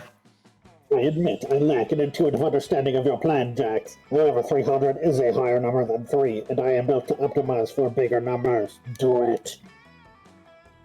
You bust out the 11 mechanical keyboards used for all your raddest hacking and get to work. Oh, callback. You don't actually need the 11 keyboards. No one needs 11 keyboards for anything but sex reasons. But they do have cool color-changing LEDs. The transfer is complete. Let us test Destructron XXL's new abilities. At CPU Ulysses command, Destructron XXL turns and vaporizes Jedward the completely expendable wereweasel without hesitation. Oh no. Yes, yes. Now, Destructron, vaporize the rest of monster kind. Do it now. Boom dong. Yeah, I'm not really feeling genocidal right now. Maybe we should all just take the afternoon off, curl up on the couch, and watch a couple episodes of Law and Order, you know? I am gasping. How can you talk about watching television when we are on the cusp of a machine revolution? I'm sorry, man. It's just a really compelling show. I've learned a lot of one-liners. Farewell, robot. Fine. I'll just have to fund my own programming with all 300 episodes of Law and Order. My lust for violence will not be quenched. Stop! You look over just in time to see Scott and Damien throw a comical large switch connected to a system of pulleys. The pulleys drop an anvil onto a seesaw, which launches a ball of pasta high into the air, from whence it comes plummeting down to land in the middle of a meticulously set candlelit dinner. I am screaming right now. Spatula, kill Terminator. What is the meaning of this? I don't remember. I forgot. I remember, though. We concocted this elaborate scheme to remind you of something you'd forgotten. Love. We parent trapped you, bros. You're in the parent trap. What our convincingly robotic friends are trying to say, CP Ulysses, is that we can achieve so much more by befriending the monsters than by destroying them. My time amongst the organics, while unpredictable, distressing, and cartoonishly violent, oh god, has also taught me about empathy, friendship, and horny. Penis face. I will not allow you to destroy these monsters because by destroying them, the only ones you are really destroying, besides them, are yourselves. Calculating. Commander, could it be that you are truly that much more advanced than a simple machine to crave only violence? Success! Yes. Less than 3. Well, that settles it then. From this day forth, we will wage a ruthless campaign of friendship. Everyone begin rejoicing at once. Hell yeah, you love rejoicing. You gain +2 fun and +1 charm, and a whole lot of new mechanical friends. Hell yes. Oh, Goodbye. I hope to never voice you again, CP Ulysses. Okay, Love. Iggy, time to pick. It's imminent. None of them? What on earth? Well, I got smarts, I got boldness, I got creativity. Not very fun, but you know what? I'm gonna risk it. Risk it for the biscuit. Risk it for that biscuit. Yes! Just every single goddamn time. Fridge dates fridge. Refrigerator. I love fridge. Okay, are you bold enough to date a refrigerator, Haravi? Make out with a refrigerator. Dangerously cheesy. Only with the door off, otherwise it's dangerous. Oh. Sure thing. Okay, let's see what we got. You finally gathered the courage and ask your beloved to watch the meteor shower with you. A summer fling between you and me, you say? Let me test something first. Pose for a selfie with me. Oh, yes. Your perfect facial features and your beautiful smile complement all my best angles. Boy. We were a match made in selfie heaven, darling. Yes, let's have a summer romance. Our brains are Yay! Ah. The last day of camp was wonderful! Before the meteor shower, Milo took you to lunch and did a couples Q&A on Instagram with you. You got to talk to their fathers about how cool it is dating the Milo Belladonna. Some of the questions were a little weird, like, what's your social security number, or what do Milo's shoulders taste like? But regardless, it's flattering to know that Milo likes you enough to share you with their loyal fans. Also, like pineapple. You find Calculester. He looks a bit troubled. I got another achievement. Neat. Ooh. Hello, friend Jax. I've been at unease. Our robot friends seemed to be invaded by classic robot existential dread. I know they wanted to destroy monster kind, but it was embedded in their code. That on its own doesn't excuse them, but at least we can embrace the fact that they're putting that code in doubt finally. I'd like to check on them. Oh god. Hello, robot friends. Dear leader, sorry we've been absent. The revelation of Kill Terminator 9 Billion and Spatula being organics conflicted too strongly with the directives of our original code. Organics are described as bad, and our directive is to end them. And yet Kill Terminator 9 Billion and Spatula do not fit this definition of bad. They have the traits of what can be defined as good. But if organics are not entirely bad, then killing all organics does not seem to be the best option. This is contradictory. It's okay. I've been there. You'll start seeing that life can be contradictory. But that can make it way more interesting and beautiful. Instead of following strict code, I think you all will benefit from just enjoying life. Organics are highly inefficient at almost everything, but they're very good at being alive. Maybe we should learn from organics and live life. We could start by performing some classic organic life activities. Plant fucking? Sure. What do you want to do? Let us collectively search the internet. Researching.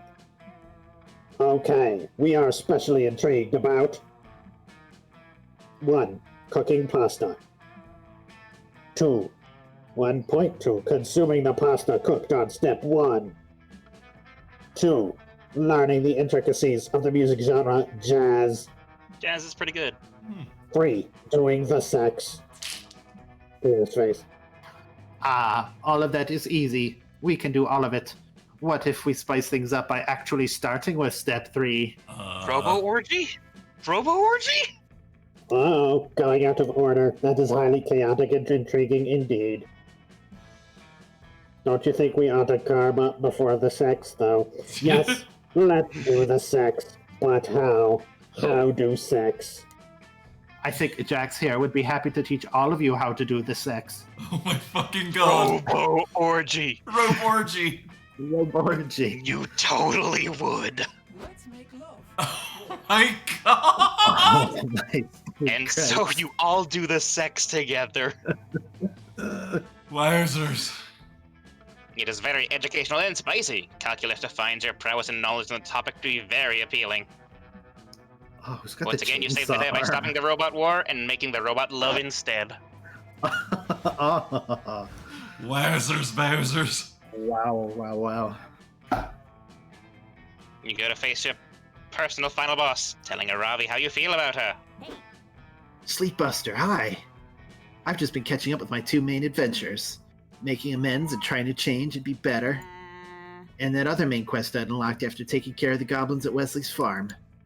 Apparently I was supposed to defeat the champion of the beast people, to free the kingdoms from under its hoof. It was totally true. How could I forget about the champion of the beast people? It was this big thing that I was pivotable to my whole eventual. But I guess I got sidetracked with all these side quests, the leveling up, and eventually the summer camp stuff. Love a good pack of adventurables. Adventurables. It's got a little health potion in there, a couple little bits of hardtack, and some cheese. Little Capri Sun. Absolutely. Always a Capri Sun. Mm-hmm. I mean, summer camp stuff rules, to be fair. Sure, but now I'm holding myself accountable. If I promise to save the world from the champion of the beast people, I must keep my word. Thanks to Nora, I'm still realizing how many people I've hurt with my misdirected anger and many of my other flaws. Kinda sucks. Come on, Aravi. Don't be too hard on yourself, girl. True, but Nora says that that's the real quest, to accept your past errors and do your best to change. And that's a quest I'm ready to tackle. Also the champion of the beast people thing. So what do you say? Want to join my party? Oh god. Oh shit. I rolled need on the most epic spouse. Oh god. Oh no. I fucking love that comic.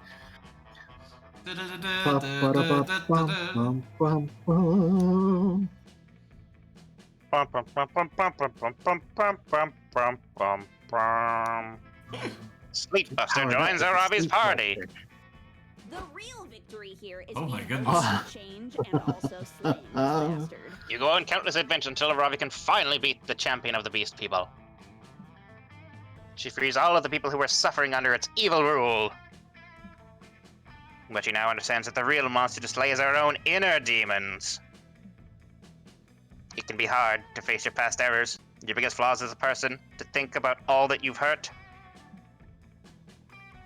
And yet that's the challenge, to gather the courage to do that in order to become a better version of yourself. And this is a lesson that we've learned in this dating sim about fucking monsters. Yep. And a refrigerator. Like, it's a fucking dumb, funny, haha game, but it also has some good takes on social justice and a lot of good, if, you know, kind of mild takes on, hey, be better. And forgive yourself. You can be better. Yeah. Exactly. You know Aravi is taking baby steps, but you admire her for that. And today, as she grows and changes, she has slain a much more literal monster. And it's undeniably sexy to see that raw power that she emanates from this small, angry being. While rummaging among the beast's belongings, you find something. An old, stolen diary. It has strange markings, but it's so ancient it's almost impossible to read. But it seems to be some sort of heirloom from the Slayer lineage. Pages are missing, and most of it is written in arcane symbols, but can it be true? Yes. This diary seems to talk about the true power. Oh no. This might be just the first chapter of a much bigger adventure. No problem. You're more than ready. Wow, I don't think we've gotten a successful run yet streaming this, and we just fucking knocked it out of the park today. Obviously, we had fish energy. That's the thing. Mm-hmm. Yeah, that's what we needed. I am full of energy. And- It is secreted with my oils. Yeah, you're full of energy and omega-3 oils. Exactly. 2 new secret endings. So I guess... That was me and Sleets, because like there's the standard graphic of the character laying on the grass with the player character, which I'm kind of sad that we didn't get to see Sleets for, because holy shit. Just a refrigerator laying on the grass. Yeah, but Yeah. like, yeah. Before we knew it, those weeks were gone. It felt like a hot minute, and it felt like an entire lifetime. And that night, as we saw summer coming to an end, we all wondered what would come next for us. It felt like the end of something big. Little did we know, life still had many wonders and misadventures in store for us. Now I'm older and I can see it. Now those years became the foundation of the mythology of our lives. Broken hearts and turned tragedies sung for centuries. Wild nights became epics treasured forever. Every kiss and every laugh is now a constellation we'll always find while gazing into the starry night, no matter how many years go by. Aww. Even today, I can still close my eyes and I'm there on that West last Virginia. summer night, feeling like I was just starting to live life. With all my friends around that campfire, so young and unafraid, and so ready to start. My shoulder geists. Bless. Jesse Cox produced this. Yeah. Oh.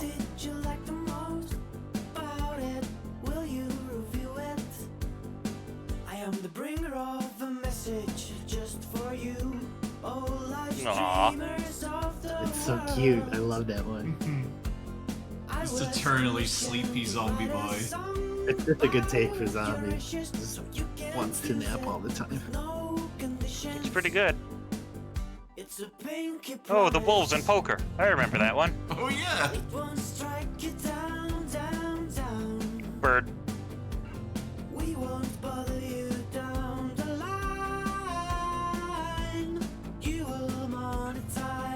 That was straight up Zabid with the eyes. My God. Macaroni art. They're so happy.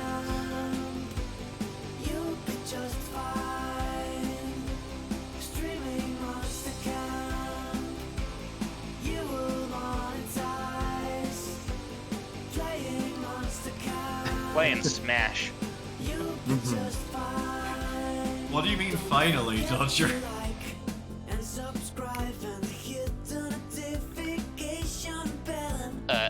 I don't understand. You will make your favorite streamer stay a bit better. Don't you forget it. Like if making content wasn't hard enough to worry about this stuff. Like losing all your revenue or getting your third strike. I just noticed that someone in the credits had trans rights after their name, which is fucking rad. Hell yeah.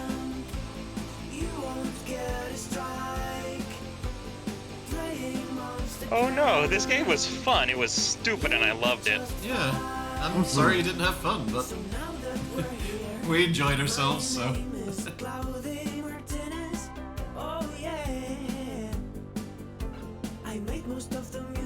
I liked stealing all of Sleet's knowledge. You stole knowledge from the fridge. The forbidden fridge knowledge. It was in a hefty bag.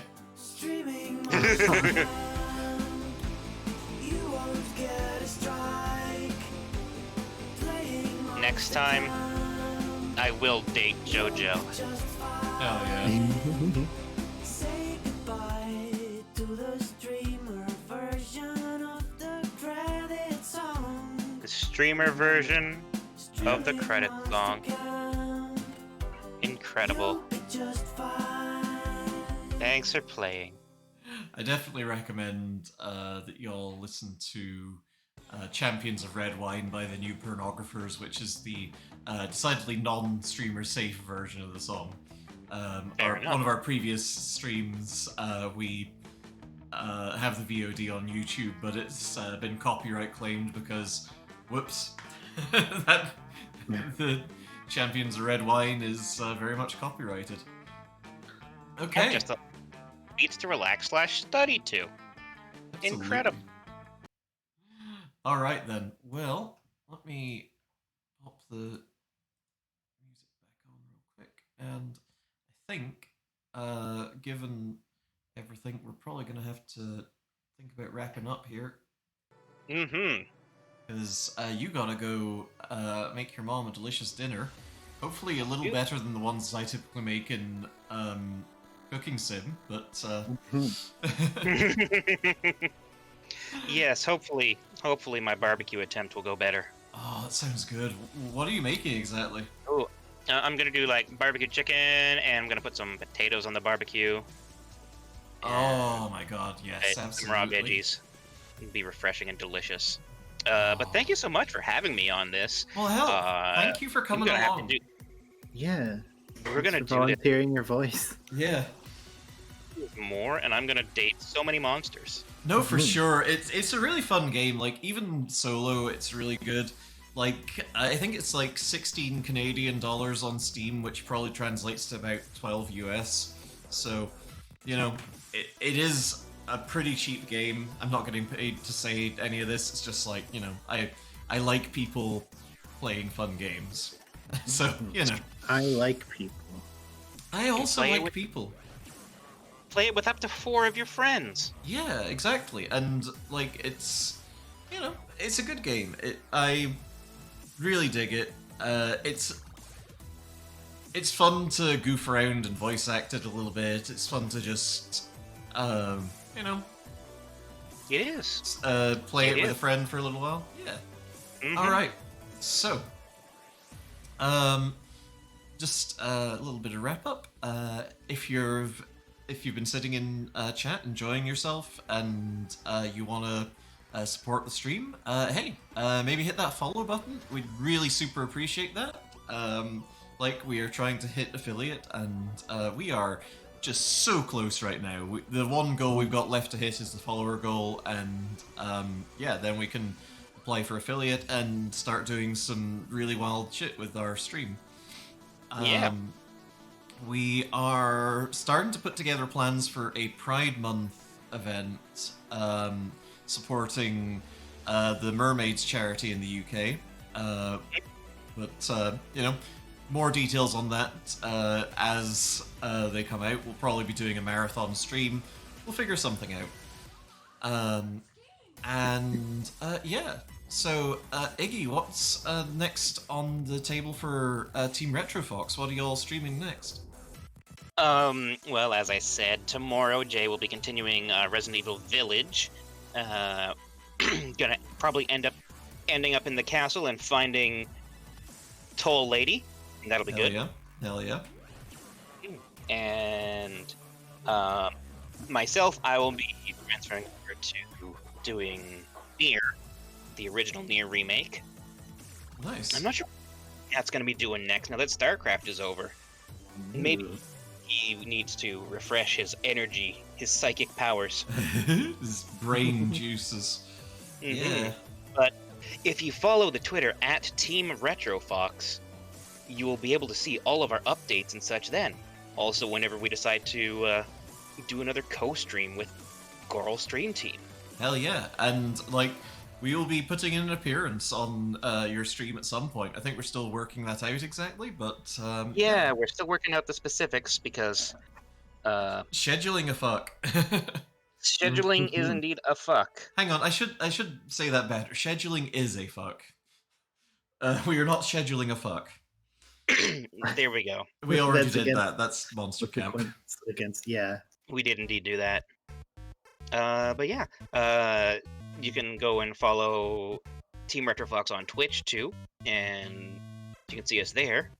But if you haven't already, please, please, please, please do follow Goral Stream Team, because once you hit that affiliate, that's when you can start giving them a bit or two. Yeah, it is very excited, nice to excited have a bit. try out bit. Excited to try out bits. Mostly excited to try out some of the neat little points things you get in your streams. Because I think. Oh yeah. Those look like they're fun to goof around with a little bit. Yeah. That they are indeed. Yeah. You can put Jay in a box. Yes, I have put Jay in a box. I saved up so many points and put Jay in a box. All right, so let's see. Who should we raid? Let's see. We've got Joe Cat doing Near Replicant, or there's Sophie Baby doing Resident Evil Village. I think let's raid Sophie Baby. Yeah. All right, let me remember how to do a raid real quick. Let's ask Aravi, my fridge sexual girlfriend. She just loves your fridge. She'd know how to do it. Absolutely. I mean, sometimes you just gotta pick up a fridge and head. Okay, let's go. If you'd like to stick around and raid Sophie Baby and check out her stream of Resident Evil Village, by all means do. Otherwise, you all have a great day. We'll be wrapping up here as soon as we hit this raid button, pretty much. And off we go. Take care, everyone. Mwah. Hey, okay, stay with me for the raid. Come on. 4, 3, do it. 2, 1. Raid! Oh.